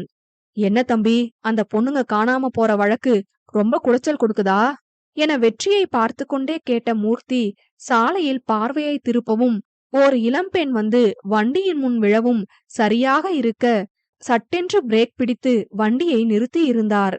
வண்டி குலுங்கிய குலுக்கலில் என்னவென்று வெற்றி கண் திறக்க, மூர்த்தி வண்டியிலிருந்து இறங்கியே இருந்தார். சார், ஒரு பொண்ணு சார் மூர்த்தி அதிர்வுடன் கூடிய பதட்டத்துடன் சொல்ல, வெற்றியும் கீழிறங்கி சென்றான். மயக்க நிலையில் அப்பெண் விழுந்து கிடக்க வெற்றி அப்பெண்ணின் கன்னம் தட்டி விழிக்க செய்ய முயற்சித்தான். மெல்லிய முனகல் மட்டுமே அப்பெண்ணிடமிருந்து வர கண் திறக்கவில்லை. அடுத்த அரை மணி நேரத்தில் மருத்துவமனையில் சேர்க்கப்பட்டாள். வெற்றிக்கு சிறு சந்தேகம் எழ புகார் கொடுத்த பெண்மணியை அழைத்து விசாரிக்க, அந்த இளம்பெண் அவருடைய மகள் என தெரிய வந்தது. இளம்பெண்ணை பரிசோதித்த மருத்துவர், பெண் அளவுக்கு அதிகமாக போதை மருந்து உட்கொண்டிருப்பதாக கூற, அவளின் தாய் தலையில் அடித்துக்கொண்டு கதற ஆரம்பித்தார். கல்லூரி மாணவிக்கு எப்படி சார் போதை மருந்து? ஜீவா சந்தேகமாக கேட்டான். அது அந்த பொண்ணு கண் விழிச்சு சொன்னாதான் தெரியும் என்ற வெற்றி பார்வையாளர்கள் அமரும் இருக்கையில் அமர்ந்து விட்டான். பல நிமிடங்கள் கடந்தும் அப்பெண் கண் திறக்காமல் இருக்க ஜீவா மருத்துவரிடம் சென்று விசாரித்தான். இரவு முழுக்க 1 மணி நேரத்துக்கு ஒரு முறை போதை மருந்து எடுத்துக்கிட்டே இருந்திருக்காங்க சார். அதனோட வீரியம் குறைய வேண்டாமா? மாலை கூட ஆகிடும் என்றார் மருத்துவர். நீங்கள் இங்கிருந்து கவனித்துக் கொள்ளுங்கள், கண் விழித்ததும் தகவல் கொடுங்கள் என்று ஜீவாவிடம் சொல்லிய வெற்றி காவல் நிலையம் சென்றான். பெண் கிடைத்துவிட்டால் அந்த நிம்மதி ஒன்றே போதுமென நினைத்த அப்பெண்மணி தனது அழுகையை அடக்கினார். சார் கொஞ்சம் பாத்துக்கோங்க சார். என் 2வது மவள பக்கத்து வீட்ல விட்டுட்டு வந்தேன். நான் ஒரு எட்டு பாத்துட்டு வந்துடுறேனுங்க என்று ஜீவாவிடம் சொல்லிய பெண்மணி அவன் சம்மதம் வழங்கியதும் மகளின் அறைக்கதவை பார்த்தவாறே அங்கிருந்து சென்றார். மாலை அப்பெண் கண் விழிப்பதாக மருத்துவர் சொல்லிய நேரத்திற்கு வெற்றி மருத்துவமனை வந்து சேர்ந்தான். இன்னும் சுயநினைவு வரலையா ஜீவா? இல்ல சார். வெற்றி கேட்ட கேள்விக்கு ஜீவா பதிலளிக்க, நீங்க 2 பேரும் ஏதாவது சாப்பிட்டீங்களா என மூர்த்தி மற்றும் ஜீவாவிடம் வெற்றி கேட்டான். இருவரும் ஒரு சேர இருக்கட்டும் சார் என்று சொல்ல, அந்நேரம் அப்பெண்ணின் தாயார் அங்கு வந்தார். அவரை பார்த்தாலே ஏதோ சரியில்லாததை வெற்றி உணர்ந்தான். காலையில் அழுகையில் கரைந்தவர் இப்போது எதையோ மறைக்க முயற்சிப்பது போலிருந்தது. எதிலிருந்தோ தன்னை கட்டுப்படுத்த அவர் போராடுவது முகத்தில் அப்பட்டமாக தெரிந்தது. அப்போது செவிலி அப்பெண் கண் விழித்து விட்டதாக வந்து சொல்ல, அறையின் உள்ளே செல்ல முயன்ற வெற்றி, ஜீவா மற்றும் மூர்த்தியை அப்பெண்மணியின் நில்லுங்க என்ற குரல் தடுத்து நிறுத்தியது. என்னாச்சுமா? ஜீவா கோபத்தை அடக்கியவனாக கேட்டான். இப்ப நீங்க எதுக்கு சார் என் பொண்ண போய் பார்க்கணும்? அழுத்தமாக வார்த்தைகள் வெளிவந்தன. விசாரிக்க வேண்டாமாமா? ஜீவாதான் கேட்டான். விசாரிச்சு என்ன செய்ய போறீங்க? என்னோட புகாரை ஏத்துக்க முடியாது போமான்னு விரட்டினீங்களே நக்கலாக கேட்டார். அதான் புகார் எடுத்தாச்சே. இம்முறை வெற்றி வேகமாக கேட்டிருந்தான். இதன் மூலமாவது இம்முறை எப்படியும் இந்த வழக்கை கண்டுபிடித்து விட வேண்டும் என்கிற வேகம் அவனிடத்தில். அந்த புகாரை திரும்ப வாங்கி 1 மணி நேரமாச்சு. அதனால போலீஸுக்கு விசாரிக்க உரிமை இல்ல என்று அவர் கூற, ஜீவாவுக்கு கட்டுக்கடங்காத கோபம் வந்தது.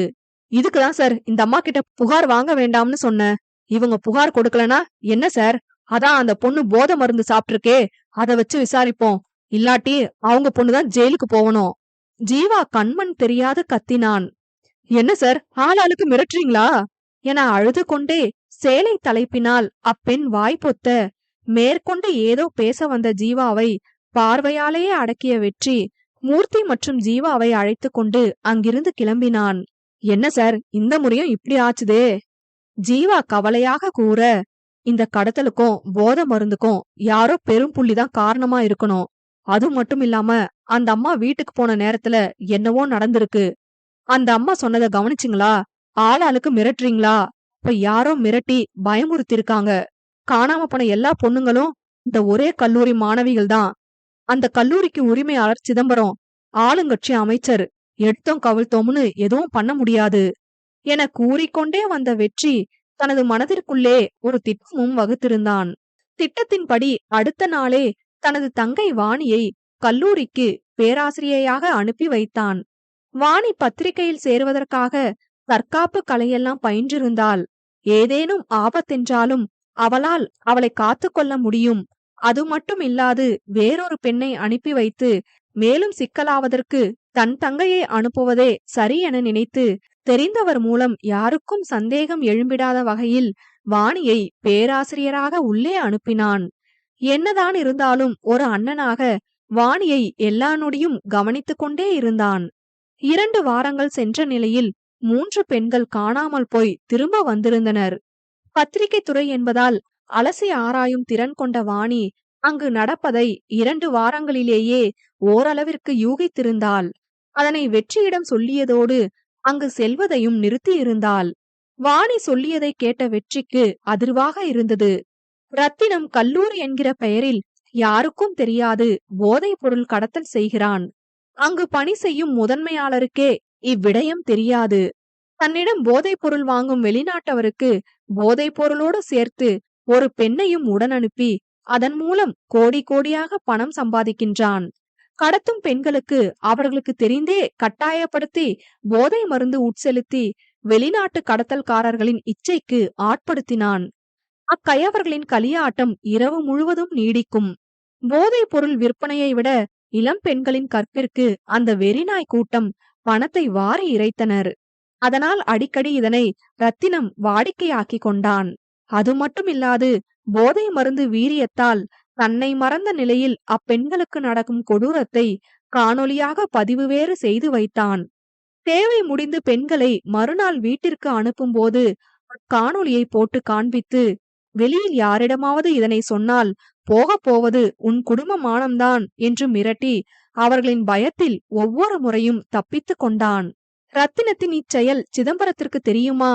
வாணி சொல்லி முடிக்கவும் வெற்றி வேகமாக கேட்க, பணம்னா அவன் மட்டும் விதிவிலக்கா என வாணி சொல்லியதே போதுமானதாக இருந்தது. அப்புறம் என்னன்னா அவனை அரசு செய்ய வேண்டியதான? நமக்கு தெரிந்த விடயத்திற்கு சாட்சி இல்லையே, பாதிக்கப்பட்ட பெண் யாராவது முன் வந்தா நல்லா இருக்கும் என்ற வெற்றி மேற்கொண்டு எதுவும் செய்ய முடியாது மருகினான். 3 நாட்களுக்கு பிறகு நள்ளிரவில் வெற்றியின் வீட்டு பின்வாசல் கதவினை யாரோ தட்டும் சத்தம் கேட்டு அனைவரும் விழித்தனர். யாரென்று கதவு திறந்து பார்க்க, ஒரு பெண் தன் கண்கள் மட்டும் தெரியும்படி போர்வையால் தன்னை முழுதும் மூடியவாறு உடல் நடுங்க நின்றிருந்தாள். கதவினை திறந்த சசியை இடித்துக்கொண்டு உள்வந்த அப்பெண் வெற்றியின் அருகில் சென்று முகம் மூடியிருந்த துணியினை விலக்கினாள். வெற்றியால் மருத்துவமனையில் சேர்க்கப்பட்ட பெண். அவளை அடையாளம் கண்டு கொண்ட வெற்றி தன் குடும்பத்தாரை ஒரு பார்வை பார்க்க அனைவரும் தத்தம் அறைக்குள் சென்று முடங்கினர். வாணி சொல்லிய அனைத்தையும் அப்பெண்ணும் ஒன்று விடாது வெற்றியிடம் கூறினாள். தனக்கு ஏற்கனவே தெரிந்ததை போன்று வெற்றி காட்டிக்கொள்ளாமல் மீண்டும் ஒரு முறை அனைத்தையும் கேட்டான். இறுதியில் அப்பெண் எங்கு வேண்டுமானாலும் வந்து சாட்சி சொல்வதாக கூற, ஒன்றுக்கு பலமுறை கேட்டு அவள் பின்வாங்கிட மாட்டாள் என்பதை தெளிவுபடுத்திக் கொண்ட பின்னரே வெற்றி ரத்தினத்தின் மீது வழக்கு பதிவு செய்து அவரை கைது செய்ய வாரண்ட் வாங்கினான். கைது செய்ய சென்ற போது, ஆதாரம் ஏதும் இல்லாம எப்படி கைது செய்வீங்க என்று ரத்தினம் தெனாவட்டாக கேட்க, அந்த கவலை உனக்கு தேவையில்ல என கூறிய வெற்றி ரத்தினத்தை ஜீவாவிடம் ஒப்படைத்து நீதிமன்றம் அழைத்து செல்ல பணித்தான். அன்று மூர்த்தி விடுப்பு எடுத்திருந்ததால் வண்டி ஓட்டுவதும் ஜீவா என்றானது. வெற்றியும் வண்டியில் அமரப் போகையில் சிதம்பரத்தின் காரியதரசியிடமிருந்து வெற்றிக்கு அழைப்பு வந்தது. அமைச்சர் பாலம் ஒன்றை திறந்து வைக்க செல்வதால் பாதுகாப்பிற்கு நீங்கள் வந்தே ஆக வேண்டும் என்க, வெற்றியின் உயர் அதிகாரியும் அதையே கட்டளையாக கூற, வேறு வழியின்றி வெற்றி ரத்தினமுடன் ஜீவாவை உடன் அனுப்பி வைத்தான். நீங்க கூட்டிட்டு போங்க ஜீவா, நான் 1 மணி நேரத்துல வந்துடுறேன் என்ற வெற்றி சிதம்பரத்திற்கு பாதுகாப்புக்காக செல்ல, அவனுக்கு எதிர் திசையில் ரத்தினத்தை அழைத்து கொண்டு ஜீவா சென்றான். அடுத்த அரை மணி நேரத்தில் ஜீவா மருத்துவமனையில் அனுமதிக்கப்பட்டிருப்பதாக தகவல் வர மருத்துவமனை விரைந்தான் வெற்றி. சென்று கொண்டிருக்கும் போது திடீரென லாரி ஒன்று எதிரில் வந்து மோதியதால் மலைச்சரிவில் வண்டி கவிழ்ந்து விட்டதாகவும், சுதாரித்த நான் கதவை திறந்து வெளியில் குதித்து விட்டதாகவும், எப்படியும் ரத்தினம் பிழைத்திருக்க வாய்ப்பில்லை எனவும் ஜீவா கூற, கஷ்டப்பட்ட அனைத்தும் வீணாகிவிட்டதே என வெற்றியால் வருந்த மட்டுமே முடிந்தது. இருப்பினும் ஆட்களை அனுப்பி சரிவில் தேட சொல்ல, ஒரு நாள் முழுக்க தேடியும் ரத்தினத்தின் உடல் கிடைக்காமல் போக, ரொம்ப ஆழத்தில் விழுந்திருந்தால் உடல் கிடைப்பது கடினம், அதுவும் இல்லாமல் இவ்வளவு ஆழத்தில் விழுந்தவர் உயிர் பிழைக்க வாய்ப்பே இல்லை என்று தேடுதலில் ஈடுபட்டோர் சொல்ல, வெற்றியும் ரத்தினம் இறந்து விட்டதாகவே நம்பினான்.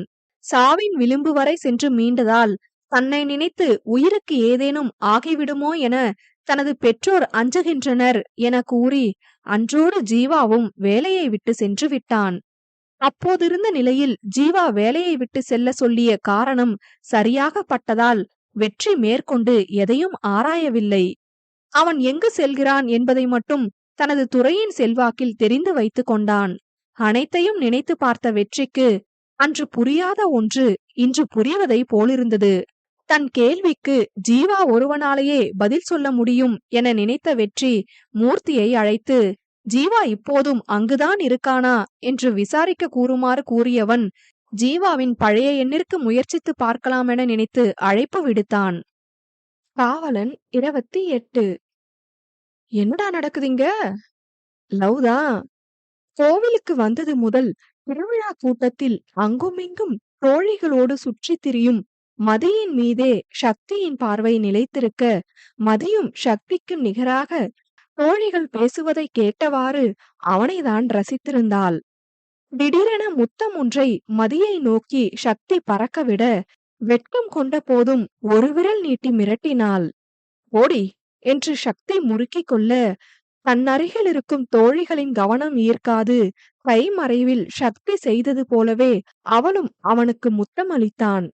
வெகு நேரமாக இவர்களை நோட்டமிட்ட சசி சக்தியின் அருகில் வந்து கேட்க, சக்தியும் சளைக்காது மேற்கண்டவாறு கூறியிருந்தான். ஏறிட்டிங்க மச்சான், காதல சொல்லவே தயங்கி நின்ன ஆளு இப்ப தைரியமா லவ் கிஸ் பறக்க விடுறீங்க. என்றவாறு சசியுடன் சேர்ந்து கதிரும் சக்தியை கேலி செய்தான். அது அப்போ, இது இப்போ என்று அசராது பதிலளித்த சக்தி, இவனுக்குதான் இதெல்லாம் புரியாது, உங்களுக்குமா மாப்பிள என கதிரிடம் கேட்டான். அவரு என்ன லவ் பண்ணதை விட வெற்றி அண்ணாவதான் லவ் பண்ணிக்கிட்டு திரிஞ்சாரு. அவர்கிட்ட கேட்டா அவருக்கு மட்டும் என்னத்த தெரிய போகுது என்றவளாய் அவர்களின் பேச்சில் வாணியும் இணைய, வாணிமா, ஐ எம் யுவர் ஹஸ்பண்ட், இப்படியெல்லாம் மச்சானுங்க முன்ன கால வாரக்கூடாது என்று கதிர் பேச, நீங்க சொன்னது உண்மையா இருக்கும்னு எனக்கு தோணுத நீ என்று அமரி வாணியின் வார்த்தையை வழிமொழிய, தங்கச்சிமா யூ டூ என்று அப்பாவியாக கதிர் கேட்டான். அதான் அன்னைக்கு ராவு மொட்டை மாடியில பார்த்தோமே, என்ன புடி என்று சசியும் தன் பங்கிற்கு கூற, டேய் இன்னைக்கு நான் தான் உங்களுக்கு ஊறுகாயா, என்னால முடியலடா என்ற கதிரின் முகபாவனையில் அங்கே ஒரு சிரிப்பொலி எழுந்து அடங்கியது. தங்களது மக்கள் ஒன்றாக சிரித்து பேசி மகிழ்வதைக் கண்டு பெரியவர்களின் உள்ளம் நிறைந்தது. வெற்றியும் இருந்திருந்தா நல்லா இருந்திருக்கும். ஜானகி சிறு மன வருத்தத்தோடு கூறினார். அவனுக்குதான் குடும்பத்தோட ஒன்னா இருக்கிறத விட வேலை முக்கியமா போச்சே என்று நல்லு சொல்ல, பல குடும்பம் நல்லா இருக்க விசேஷ நாளுல கூட வீட்டு ஆளுவ கூட இல்லாம புள்ள கஷ்டப்படுது, அத போய் இப்படி சொல்றீங்களே அங்கலாய்ப்பாய் கூறினார் சேது. உன் புள்ளைய நான் எதுவும் சொல்லலையே, அவன் இல்லாம போயிட்டான்னு தான் சொல்றேன் என்ற நல்லு தன் மகனை சொந்த மகனாக கருதும் சேதுவின் பாசத்திற்கு முன் எப்போதும் போல் தன் உறவை விட்டு கொடுத்து அமைதியாக இருந்தார். அவர் தேர் வடம் பிடிக்கும் போது இங்க இருப்பாரு மாமா என்ற அமரிக்கு புன்னகை மட்டுமே பதிலாக அளித்தார். சார், ஜீவா குடும்பம் அங்கதான் இருக்காங்க. ஆனா அவன் மட்டும் சென்னையில வேலை செய்யறதா தகவல் கிடைச்சிருக்கு. மூர்த்தி சொல்லவும் அமைதியாக கேட்டுக்கொண்ட வெற்றி, அவனுடைய அலைபேசி எண் கிடைக்குமா பாருங்கண்ண, பழைய எண் உபயோகத்துல இல்லன்னு வருது என்க. மூர்த்தி வெற்றியின் முன் சிறு காகித துண்டினை வைக்க அதில் ஜீவாவின் எண் இருந்தது. அந்த ஏரியா இன்ஸ்பெக்டர் கிட்ட சொல்லி ஜீவா பெற்றோரிடம் வாங்கினேன் சார். தனது எண்ணம் அறிந்து செயல்படும் மூர்த்திக்கு பார்வையாலேயே நன்றி தெரிவித்த வெற்றி ஜீவாவின் எண்ணிற்கு அழைத்ததும் அந்த பக்கம் அழைப்பு ஏற்கப்பட்டதும் வெற்றி ஹலோ என்க. அந்த ஒற்றை வார்த்தை ஜீவாவுக்கு போதுமானதாக இருந்தது. வெற்றி சார், ஜீவாவின் குரலில் அவ்வளவு மகிழ்வு. பரவாயில்லையே, நான் உங்க நினைவுல இருக்கும் போலையே என்ற வெற்றி நேரடியாக விடயத்திற்கு வந்தான். ரத்னம் இறந்தது உண்மையா? ஜீவாவிடம் எந்த ஒரு பதிலும் இல்லை. சில நிமிடங்கள் மௌனமே ஆட்சி செய்தது. நான் கேள்வி கேட்டா அடுத்த நொடி எனக்கு பதில் கிடைச்சிருக்கணும். அதிகாரமாய் ஒலித்தது வெற்றியின் குரல். உயிரோட தான் இருக்கான் சார். ஜீவாவின் குரலில் அடக்கப்பட்ட சினம் சீறியது. ரத்தினத்தை நீதிமன்றத்திற்கு அழைத்து செல்லும் போது நடந்த நிகழ்வை ஜீவா சொல்லலானான்.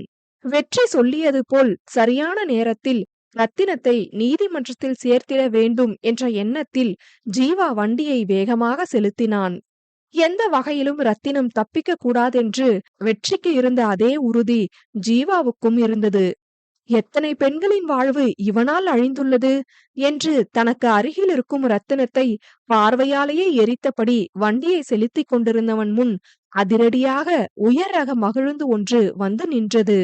கண்ணன பொடனிலியா இருக்கு பட்டென்று சுதாரித்து தனது வண்டியை நிறுத்திய ஜீவா திட்ட வாய் திறக்கையில் அவ்வண்டியிலிருந்து சிதம்பரம் இறங்கினார்.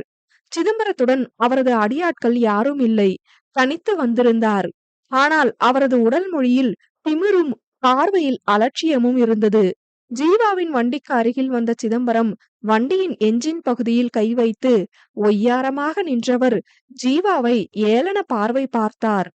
ஜீவாவுக்கு சிதம்பரத்தின் செய்கைகள் எரிச்சலை ஏற்படுத்த வண்டியை இயக்க முயன்றவனை தடுத்திருந்தார் சிதம்பரம். கொஞ்சம் கீழே இறங்குங்க சார், இன்னும் சீன் முடியல.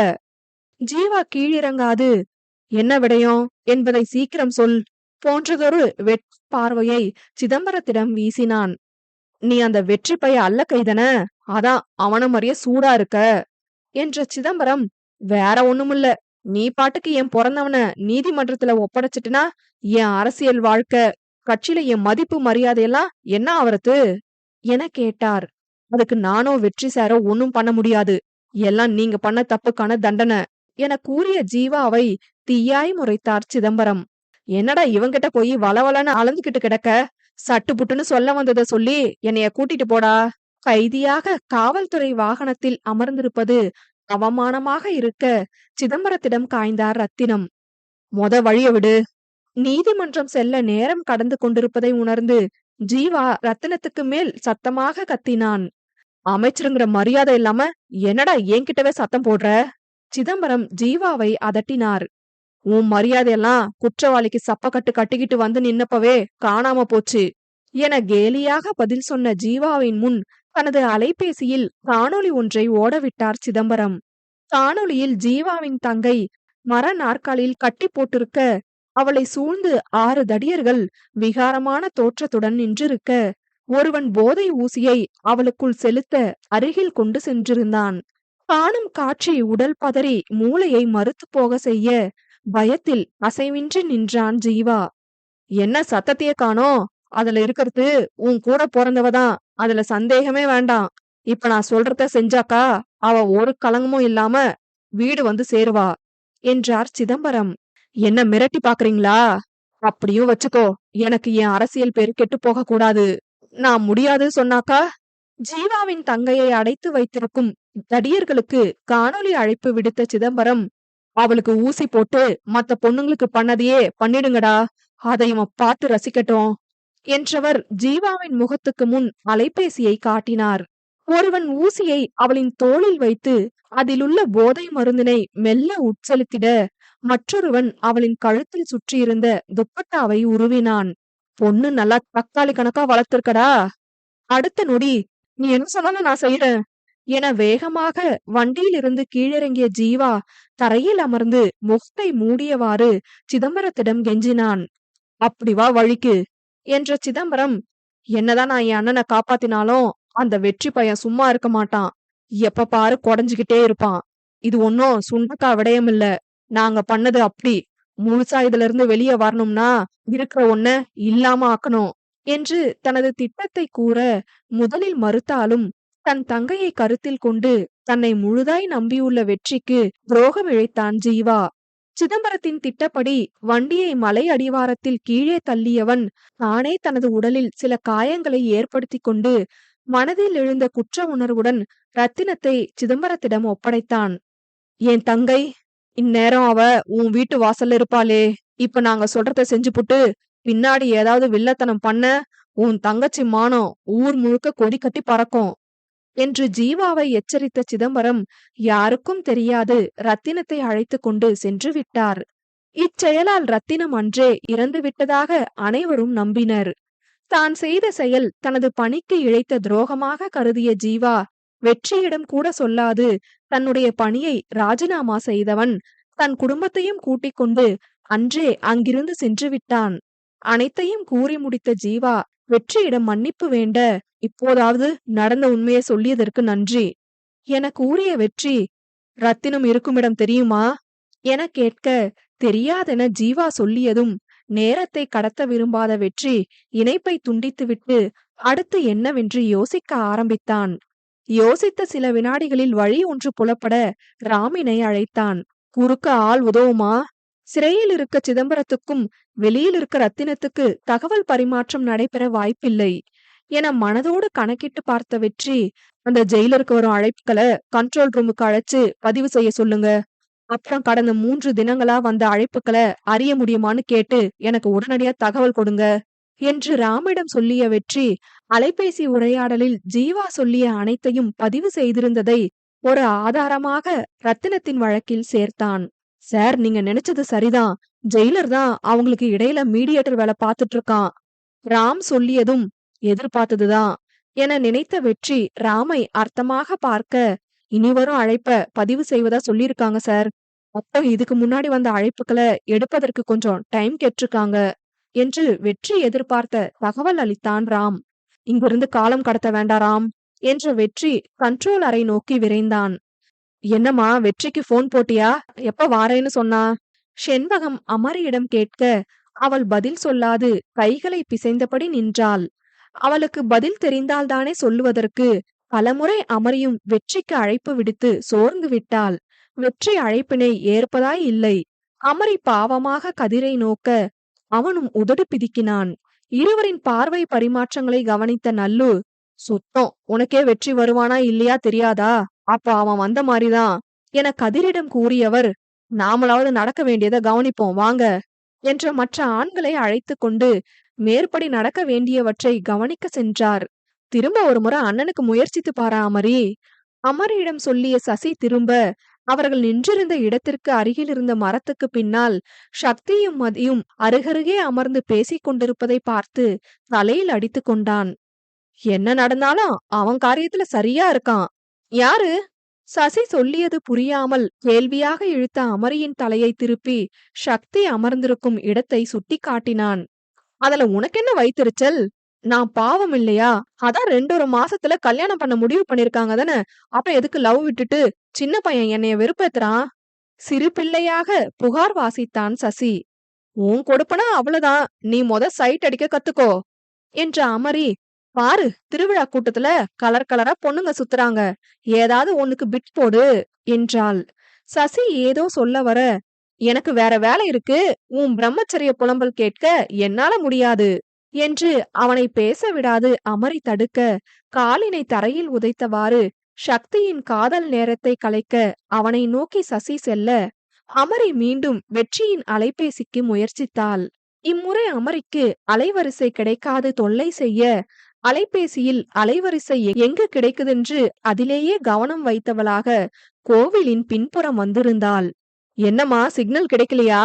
முதுகுக்கு பின்னால் ஒலித்த யாரோ ஒருவரின் குரலில் ஆமென்று பதில் சொல்லிய அமரி அலைபேசியிலேயே கவனம் பதித்திருந்தாள். அங்க இருக்க பாறைக்கு பக்கத்துல நல்லா சிக்னல் கிடைக்கும், அங்க போய் முயற்சி பண்ணுமா என்றவர் அமரி திரும்பி யாரென்று பார்ப்பதற்குள் சென்று விட்டார். ஒருமுறை அவர் யாரென்று பார்த்திருந்தால், தெரியாத அந்நபர் யாரென்று யோசித்திருந்தால் நடக்கும் விபரீதம் நடக்காமல் போயிருக்குமோ? அவர் சொல்லிய பாறைக்கு அருகில் அமரி செல்ல, சக்தியிடமும் மூக்கு உடைந்து வந்த சசி அமரியை தேடி இறுதியில் அவளை கண்டு பின் சென்றான். என்ன சார், இப்ப கூடவா இந்த சாக்லேட்? நாற்காலியில் கால் மேல் காலிட்டு அமர்ந்திருந்த வெற்றி வழக்கம் போல் இனிப்பு கட்டியை சுவைத்துக் கொண்டிருந்தான். இந்த நேரத்தில் கூட இவர் இப்படி இருக்கிறார் என்று ராமின் வார்த்தைகள் சலிப்புடன் வந்தது. சார், அவங்க உரையாடல் வைத்து ஒன்றுமே கண்டுபிடிக்க முடியலையே. ஆனால் ரத்தினம் உயிரோடு தான் இருக்கின்றார் என்பதற்கு அலைபேசி உரையாடல் பதிவு போதும். இன்னும் என்ன சார் யோசனை? அவன் எங்க பதுங்கி இருக்கான்னு தெரியணுமே. வெற்றியின் குரலில் இருந்தது என்ன மாதிரியான உணர்வென ராமால் பிரித்தறிய முடியவில்லை. ஆனா இந்நிலையில கூட எப்படி சார்? அவங்க உங்க மனைவி சார். ராமிற்கு அருகில் இருக்கும் சுவற்றில் முட்டிக்கொள்ளலாம் போலிருந்தது. வெற்றி என்ன நினைக்கிறான், எதற்காக இப்படி செய்கிறான் ஒன்றும் புரியவில்லை.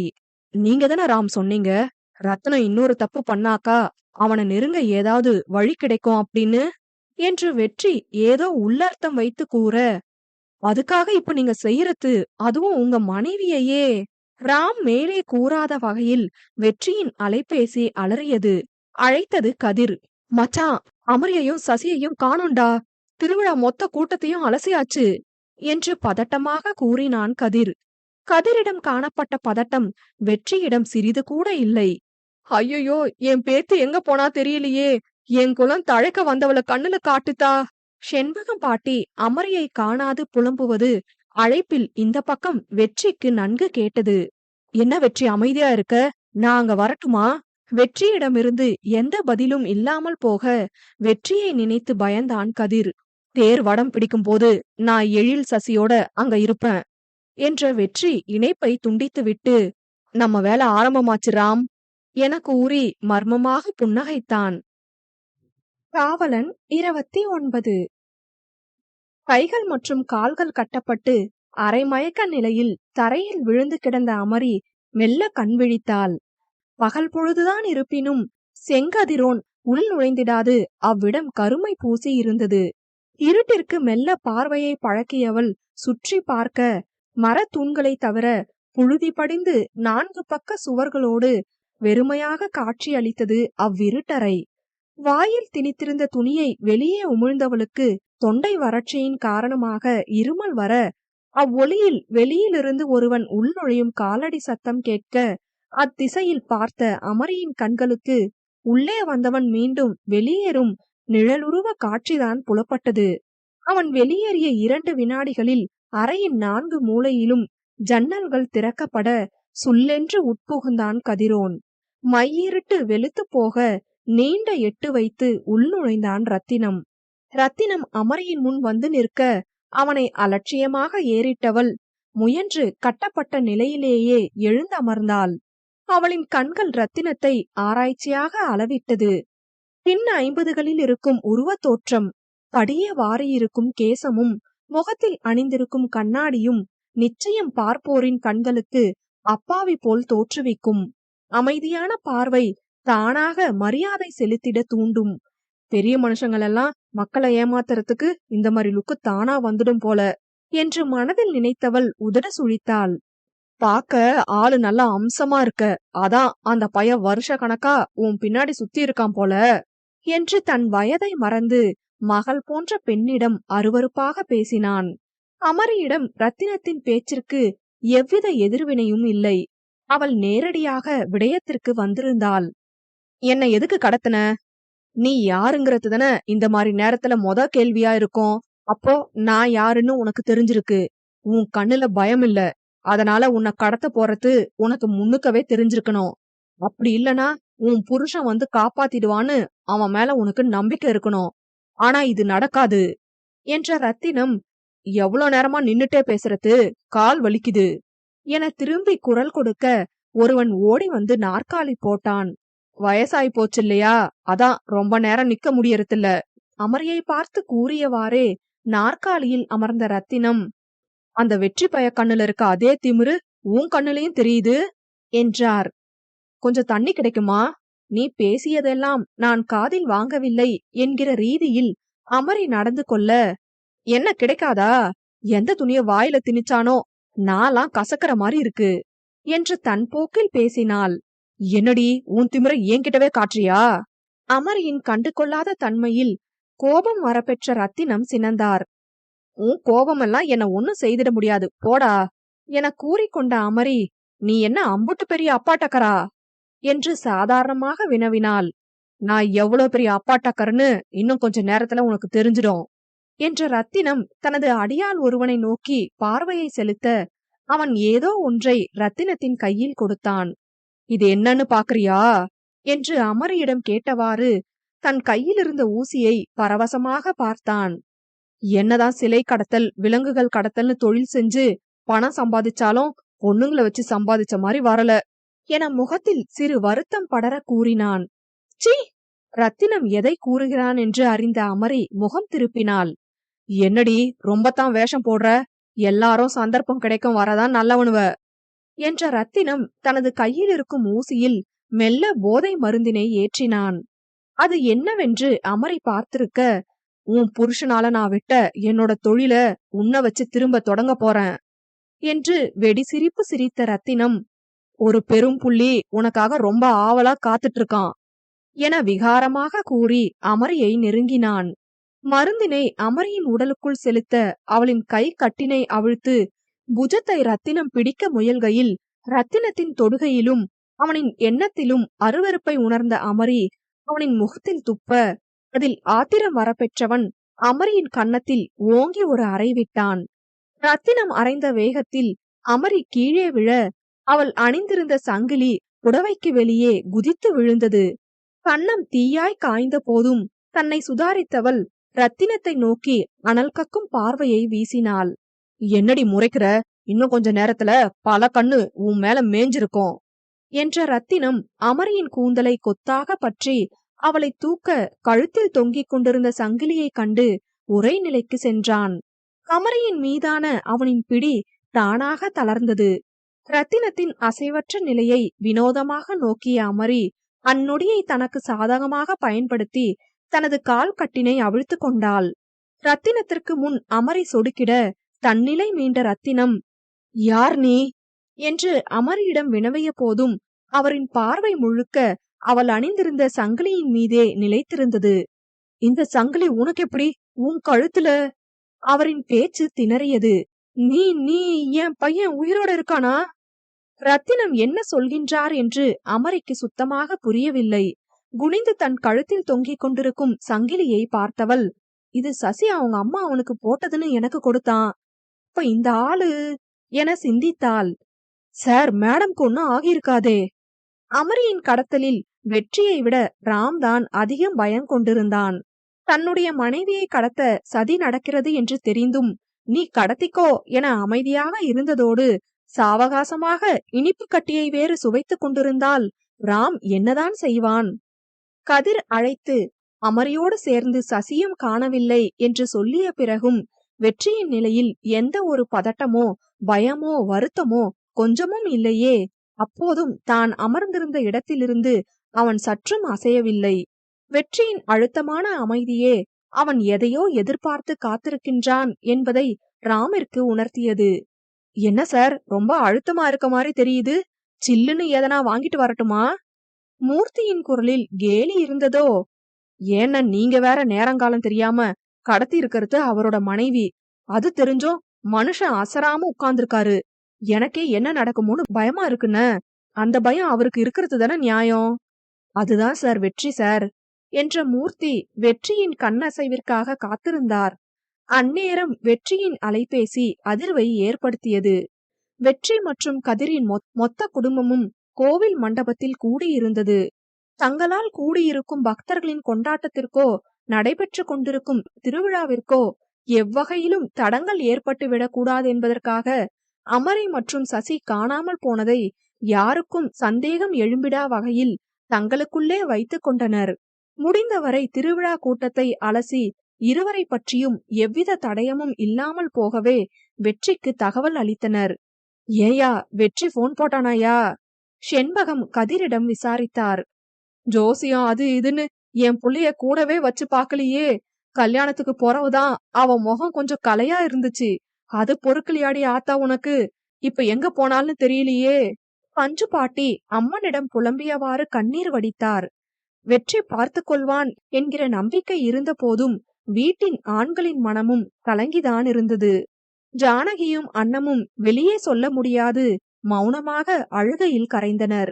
ஆத்தா, என் பேரனையும் பேத்தியையும் உன் தேர் நகரத்துக்குள்ள இங்க கூட்டியாந்துரு, உனக்கு முப்பூச செய்யறேன் என்று செண்பகம் வேண்டுதல் விடுத்தார். அருவிக்கு அருகில் இருக்கும் சிறு காட்டுப்பகுதியில் இருவரையும் தேடி சென்ற கதிரும் சக்தியும் சோர்ந்து வருத்தத்தோடு வர அடுத்து என்ன செய்வதென்று புரியாது மொத்த குடும்பமும் நிலை குலைந்து நின்றது. சொல்லு, இந்த சங்கிலி உனக்கு எப்படி கிடைச்சது? ரத்தினம் அமரியிடம் கெஞ்சிக் கொண்டிருந்தார். உன்கிட்ட சொல்ல வேண்டிய அவசியம் எனக்கில்ல. அமரியின் பதில் திமிராக வெளிவந்தது. ஏய் என்று அமரியை அடிக்க கை ஓங்கியவர் தன்னை கட்டுப்படுத்தி கொண்டு, என் பையனை உனக்கு தெரியுமா என கண்ணீரோடு கேட்டார். என்னடா இது, என்ன அழ வைக்கிறேன்னு இந்த ஆள் அழுவுறான் என்று மனதில் நினைத்த அமரி, உண்மை எதுவும் தெரியாது, சசியை பற்றி எதுவும் சொல்லிவிடக் கூடாது என்று உறுதி எடுத்தாள். தன்னால் முயன்றவரை தன்னிலை இறங்கி கெஞ்சிய ரத்தினம் அமரி சொல்ல போவதில்லை என்றதும் அவளை மிரட்டத் தொடங்கினார். இப்போ சொல்ல போறியா இல்லையா? நீ சொல்லல, இங்கவே உன்னை கொன்னுடுவேன். அமரியை பின்னால் வளைத்து பிடித்து அவளின் கழுத்தில் கத்தியை வைத்தார். ஏய் சொல்லு என்று உருமியவர் கழுத்தில் வைத்திருந்த கத்தியில் அழுத்தத்தை கூட்ட, அத நான் சொல்றேன் என்ற குரல் அவ்வறையை நிறைத்தது. நீ எப்படி இங்க? ஏன் ஆளுங்க? திடீரென அங்கு சசியை கண்டதும் ரத்தினம் தடுமாறினார். உன் ஆளுங்க என் அண்ணன் கிட்ட அடி வாங்கிட்டு இருக்கானுங்க என்ற சசி காதில் கை வைத்து ஒளியை உள்வாங்குவதைப் போல் சைகை செய்து, அடி வெளுக்கிற சத்தம் கேக்குதா என நக்கலாக வினவினான். வெற்றியா? அவன் எப்படிங்க? ரத்தினம் வெற்றியை நினைத்து பயத்தில் பதட்டம் கொள்ள அமரியின் மீதான அவரின் பிடி தளர அமரி வேகமாக சசிக்கு அருகில் வந்து நின்று கொண்டாள். பல ஏக்கரை விழுங்கிய தென்னந்தோப்பின் நடுவில் வீற்றிருந்த அச்சிறிய ஓட்டு வீட்டை சுற்றி காவலுக்கு நின்றிருந்த ஆயுதம் ஏந்திய தடியர்கள் பலரை ஒவ்வொருவராக வெற்றி வீழ்த்தி கொண்டிருந்தான். அடி வாங்கும் தடியர்களின் கதறல் ஒலியை கேட்ட ரத்தினம் தான் தப்பிக்க முடியாது என்பதை உணர்ந்தே இருந்தார். இருப்பினும் தனது கேள்விக்கு விடை அறிந்திட முற்பட்டார். அமரியின் அருகில் வந்தவர், என் மகனை நான் பாக்கணுமே, அவனை நான் தேடாத இடம் இல்ல. நான் செய்யற தொழில தெரிஞ்சு என்ன வெறுத்து என்னைய விட்டு என் பொஞ்சாதி போகும்போது என் மகனுக்கு 7 வயசு. நீ போட்டிருக்கியே இந்த சங்கிலி என் மவனுக்கு நானும் என் பொஞ்சாதியும் ஆசையா வாங்கினது என்று அமைதியாக கதை சொல்லியவர், இப்ப நீ சொல்லல, நான் உன்னை உயிரோட விட மாட்டேன் என்று வெறி பிடித்தவர் போல் கத்தினார். ரத்தினம் சொல்லியதை கேட்ட அமரி சசியை அர்த்தமாக பார்க்க, அவனோ உணர்ச்சிகள் துடைத்து வெறுமையாக நின்றிருந்தான். தன் மகனை ஒரு நொடி கண்டுவிட மாட்டோமோ என்று ரத்தினம் முகத்தில் ஏக்கம் அப்பட்டமாக வழிய அமரியிடம் கத்தலோடு மன்றாடினார். மகனை பிரிந்த இத்தனை வருட ஏக்கம் அழுத்தமாக உருமாற்றம் பெற, பித்து பிடித்தவரை போல் சொல்லு, என் மகன் எங்க என கேட்டுக்கொண்டே இருந்தவர் ஒரு கட்டத்தில் பிதற்றலோடு மயங்கி சரிந்தார். வயதானவர் உடல்நிலையில் சட்டென்று அதிகரித்த இரத்த அழுத்த மாற்றம் அவரை மயங்க செய்தது. ரத்தினம் மயங்கியதும் அவரின் முகத்தில் தண்ணீர் தெளிக்க முயன்ற அமரியை தடுத்த சசி, இப்ப அவன் எழுந்து என்ன பண்ண போறான், விடு, அப்படியே மயக்கத்திலே செத்து போவட்டும் என்று கோபமாக வெடித்தான். அவர் உன் அப்பன் சசி, கொலகார அப்பன் என்று விரக்தியாக மொழிந்த சசி தனது கடந்த காலத்தை கூறினான். அப்போது சசிக்கு 7 வயது இருக்கும். பணத்தின் மீது ஆசை கொண்ட ரத்தினம் தனது சகோதரன் சிதம்பரத்தோடு சேர்ந்து அனைத்து விதமான தவறான செயல்களையும் செய்திருக்கிறான். பணத்திற்காக ஆட்களை மிரட்டுவது, கொள்ளையடிப்பது என்று செய்து கொண்டிருந்தவன் முதல் முறையாக கொலையும் செய்ய, அதை அறிந்த அவரின் மனைவி எவ்வளவோ தடுத்தும் அதனை ரத்தினம் கேட்கவில்லை. அப்படி ஒருமுறை இருவருக்கும் வாக்குவாதம் நடைபெற, ஆத்திரத்தில் அவரின் மனைவியை சுவற்றில் முட்டியே சாகடித்திருந்தார். இதனை நேரடியாக பார்த்த சசி பயத்தில் ஓர் அறைக்குள் சென்று ஒளிந்து கொண்டான். அன்று முதல் தந்தை என்றால் சசிக்கு பயம், வெறுப்பு, கோபம்.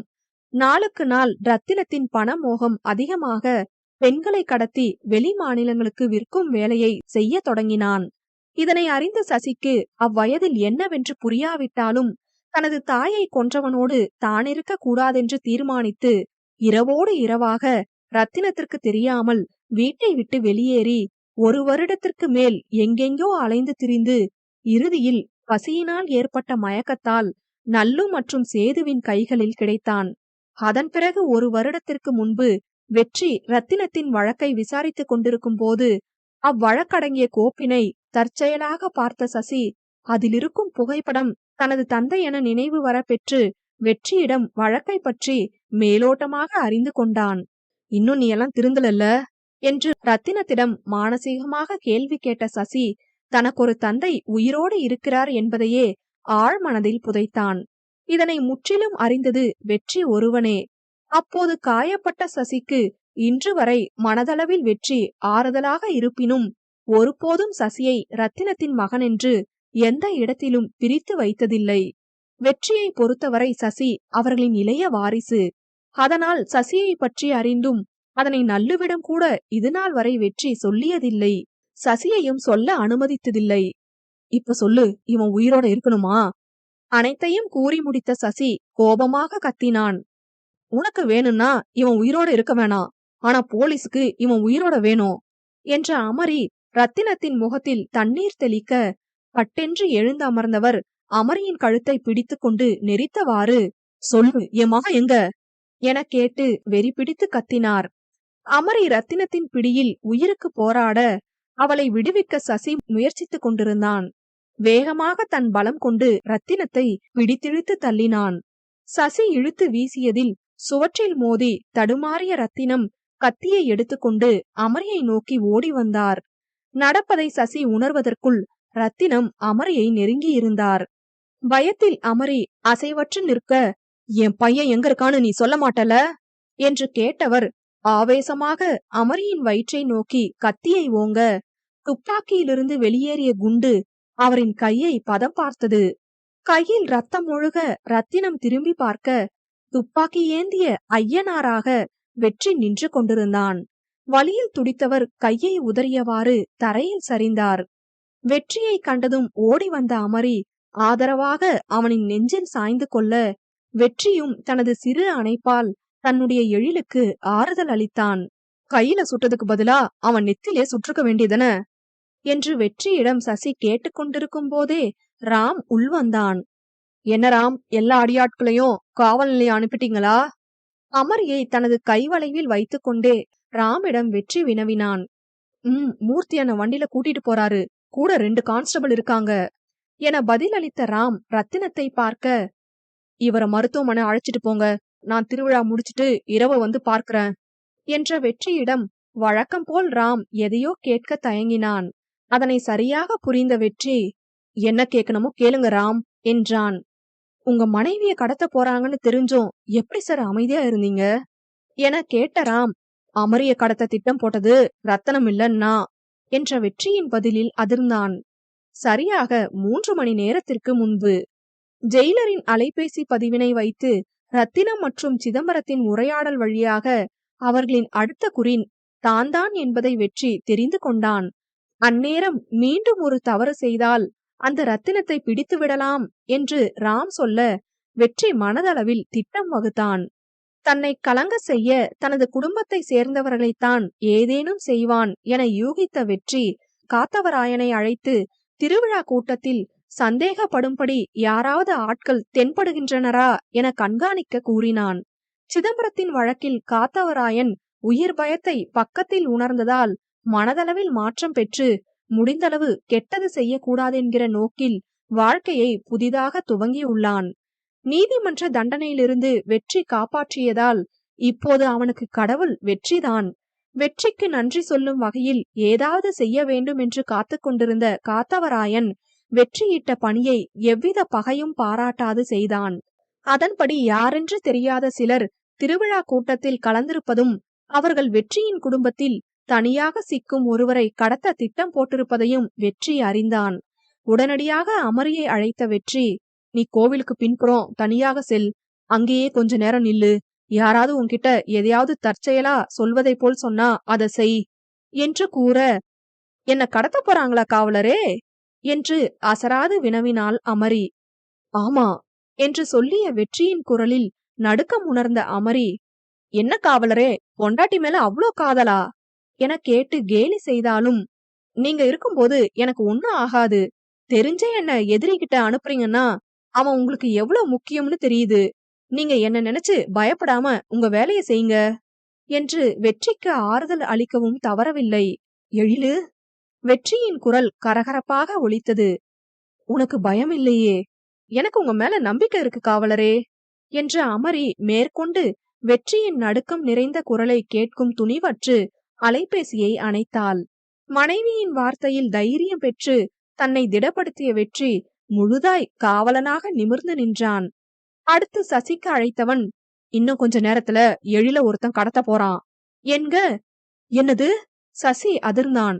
ஆமா என்று சாதாரணமாக மொழிந்த வெற்றி, நீ யாருக்கும் தெரியாம எழில் பின்னுக்கவே இரு, அவளை கடத்தியதும் அவர்களை பின்தொடர்ந்து அவர்களின் இருப்பிடம் தெரிந்ததும் எனக்கு தகவல் கொடு என்றான்.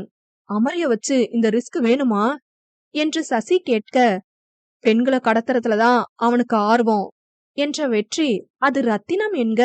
அடுத்து ஒரு வார்த்தை மறுத்து பேசாது வெற்றியின் திட்டத்திற்கு சசி கட்டுப்பட்டான்.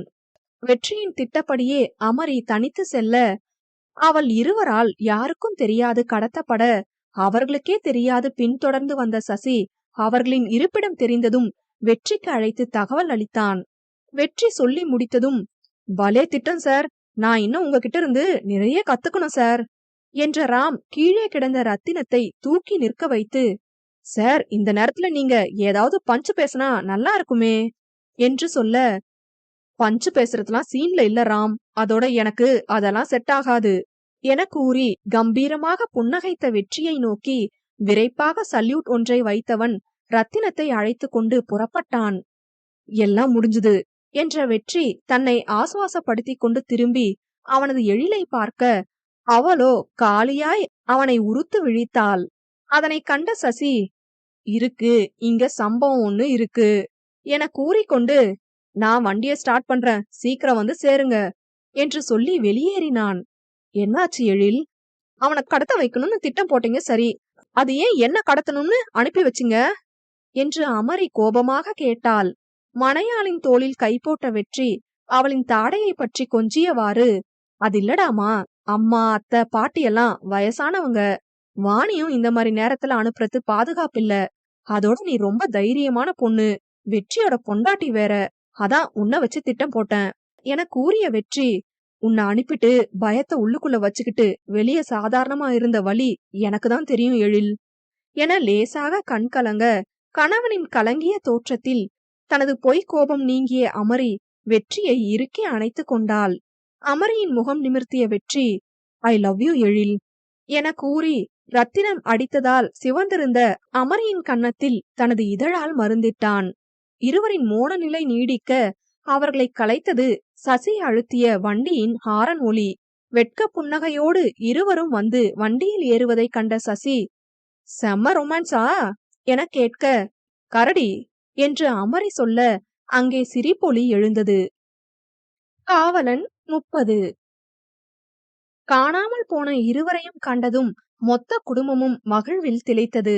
விடயமறிந்த அனைவரும் வெற்றியை திட்ட முடியாது அமைதியாக இருக்க, நல்லு தனது மொத்த கோபத்தையும் வார்த்தையால் வடித்தார்.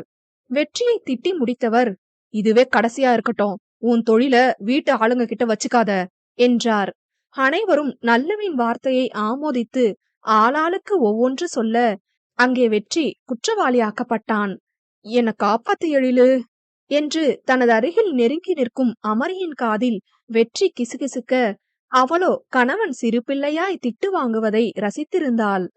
என்னடி முழிச்சுக்கிட்டு நிக்கிற இந்த வெற்றிய ரொம்ப பிடிக்குது என்று ஒற்றை கண்ணடித்தாள்.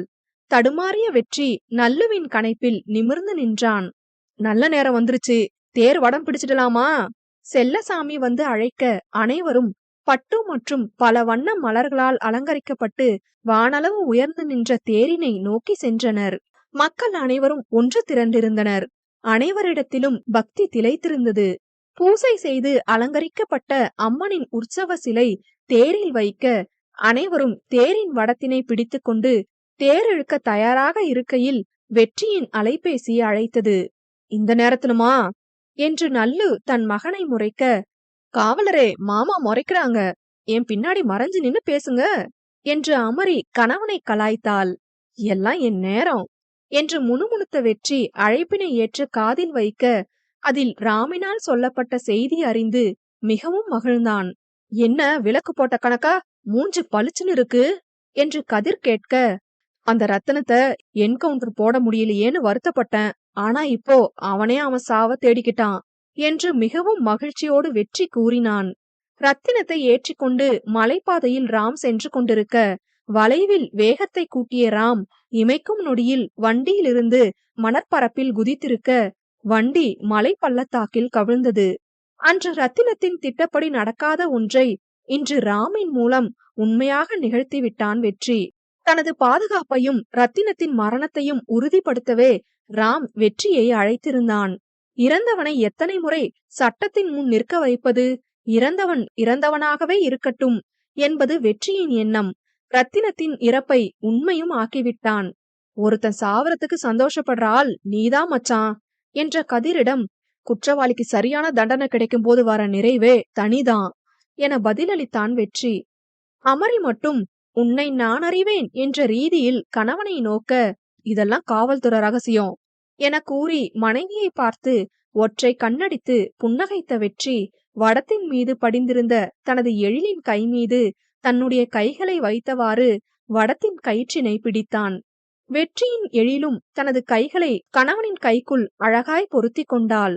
சரி சரி, பேசுனது போதும், வடம் பிடிங்க என்ற வெங்கடாச்சலத்தின் குரலோடு தீபாராதனையோடு சேர்ந்து பூசாரி ஆட்டும் மணி சத்தமும் கேட்க, ஊர் மக்களோடு சேர்ந்து இரு குடும்ப உறுப்பினர்களும் தாங்கள் இணைந்ததோடு மட்டுமில்லாது தங்கள் ஊர் ஒற்றுமைக்கு தங்களது பிள்ளைகள் காரணம் என்கிற மனநிறைவோடும், எப்போதும் தடைப்பட்டு நின்று போகும் திருவிழா இன்று சிறப்பாக அரங்கேறிக் கொண்டிருக்கிறது என்கிற அதீத மகிழ்வோடும் அனைவரும் ஒன்று கூடி அம்மனின் தேரை இழுத்தனர். தனது குடும்ப உறுப்பினர்கள் ஒவ்வொருவரின் முகத்தையும் பார்த்த வெற்றி அவர்களின் முகத்தில் தவழும் மகிழ்வினை என்றும் நிலைத்திட செய் என அம்மனிடம் வேண்டியதோடு, தானே எதிர்பாராது தன்னுடைய எழிலை தன்னிடம் சேர்த்ததற்கு அம்மனுக்கு நன்றியும் தெரிவித்தான். 1 வருடத்திற்கு பிறகு வெற்றியின் வீடு பரபரப்பாக இருந்தது. அன்று அருவிக்கரை அம்மன் கோவிலில் வைத்து சசிக்கு திருமணம். தங்களில் சொந்தத்திலேயே பெண் எடுத்திருந்தனர்.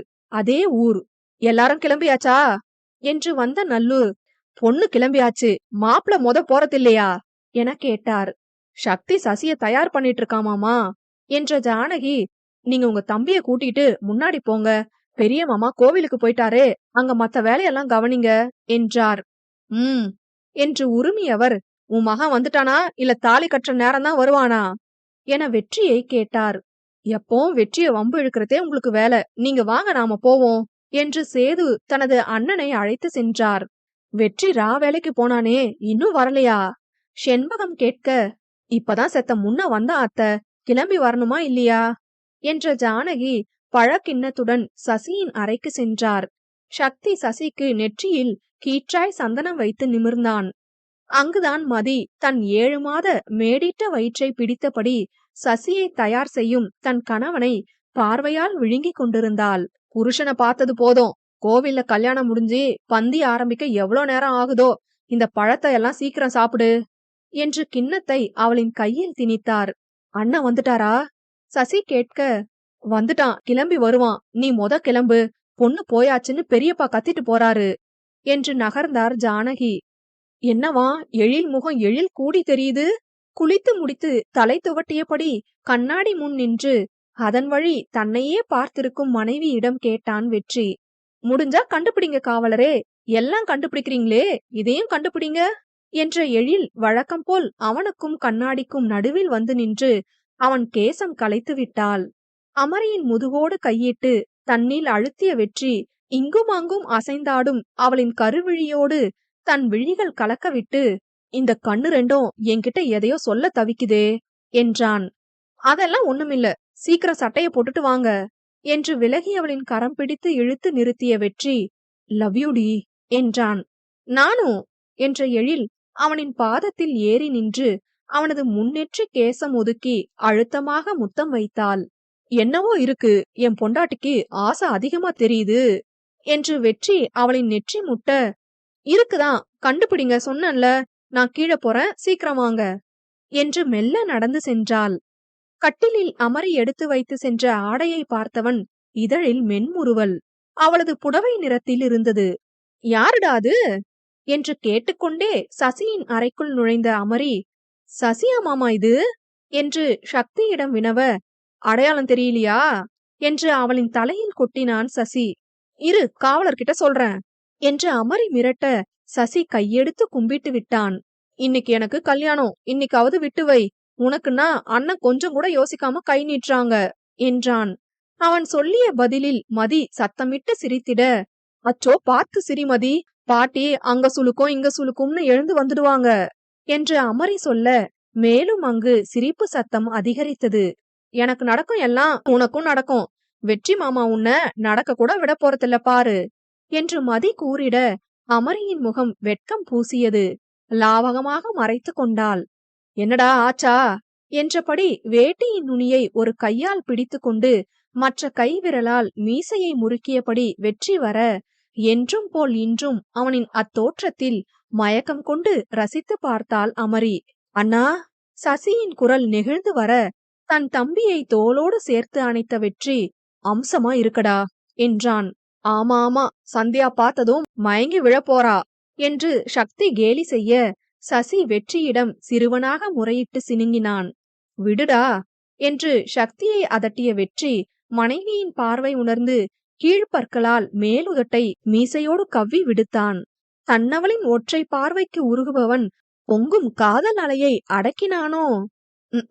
மதியின் கணைப்பில் நிகழ்வு மீண்ட அமரி, ஏன் புருஷன் நான் பாக்குறேன், உனக்கு என்ன, நீ வேணும்னா சக்தி மாமாவா சைட் அடிச்சுக்கோ, நான் ஒண்ணு உன்ன மாதிரி குறுக்க வரமாட்டேன் என்றாள். அமரியின் பேச்சில் வெற்றி தன் உதட்டோர புன்னகையை மற்றவர்களுக்கு காட்டாது முகம் திருப்பினான். சரி சரி கிளம்புங்க என்று ஜானகி வந்திட அனைவரும் கோவில் நோக்கி சென்றனர். வெற்றியின் பின்னால் இருசக்கர வாகனத்தில் அமர்ந்த அமரி, மெதுவா போங்க காவலரே என்றாள். அவளை ஒரு நொடி திரும்பி பார்த்து வண்டியை இயக்கினான். அங்கு அனைத்தும் தயாராக இருந்தது. அம்மனின் சன்னதிக்கு முன்பு இருக்கும் மண்டபத்தில் மணமேடை அமைத்திருந்தனர். சக்தி மதிக்கும் அங்குதான் திருமணம் நடந்தது. சசியை மனையில் உட்கார வைத்திட கதிரின் குடும்பமும் சிறிது நேரத்தில் வந்து சேர்ந்தனர். மச்சான் என்று கதிர் வேகமாக வெற்றியை அணைக்க வர, என்னவோ வருஷம் ஒரு தடவை பாத்துக்கிற மாதிரிதான், கூட வந்த பொண்டாட்டி புள்ளையெல்லாம் மறந்தாச்சு என்று கிண்டல் செய்தான் சக்தி. இன்னைக்கும் மானத்தை வாங்காதடா என்று கதிரிடம் சொல்லிய வெற்றி வாணியின் அருகில் சென்று அவள் மடியில் இருந்த 6 மாத குழந்தையை தூக்கி முத்தம் வைத்தான். வாணிக்கு அவள் விட்ட சவாலின்படி பஞ்சு பாட்டிதான் பிரசவம் பார்த்தார். மருத்துவமனைக்கு செல்வோம் என்று அவர் சொல்லியும் அடமாக அவர் பிரசவம் பார்க்க ஆண்மகவை பெற்றெடுத்தாள். குழந்தை மேல ஆசை வந்துருச்சு போல. அமரி பிறர் அறியாது கணவனின் காதில் கிசுகிசுத்தாள். மேடம் ஓகே சொன்னா எனக்கும் ஓகேதான் என்று வெற்றி கண்ணடிக்க, இப்பவே கட்டிக்கணும் காவலரே, சீக்கிரம் தாலி கட்ட சொல்லுங்க என்று அவனை அசர வைத்தாள். சந்தியா சசியின் பக்கத்தில் உட்கார வைக்கப்பட சசியின் கண்கள் வெற்றியை நோக்கி தன் குடும்ப உறுப்பினர்கள் ஒவ்வொருவரின் மீதும் சில நொடிகள் படிந்தன. இன்று இக்குடும்பத்தில் அவனும் ஓர் அங்கம் என்றால் அதற்கு அனைவரும் அவன் மீது கொண்ட அன்பு மட்டுமே காரணமல்லவா? போடா போய் அவன் பக்கத்துல நில்லு, பார்த்தே அழ வச்சிடுவான் போல என்று தன் கையில் இருந்த குழந்தையை ஜானகியிடம் கொடுத்த வெற்றி பனித்த விழிகளை மூடி திறந்து சரி செய்தான். என்ன மச்சான்?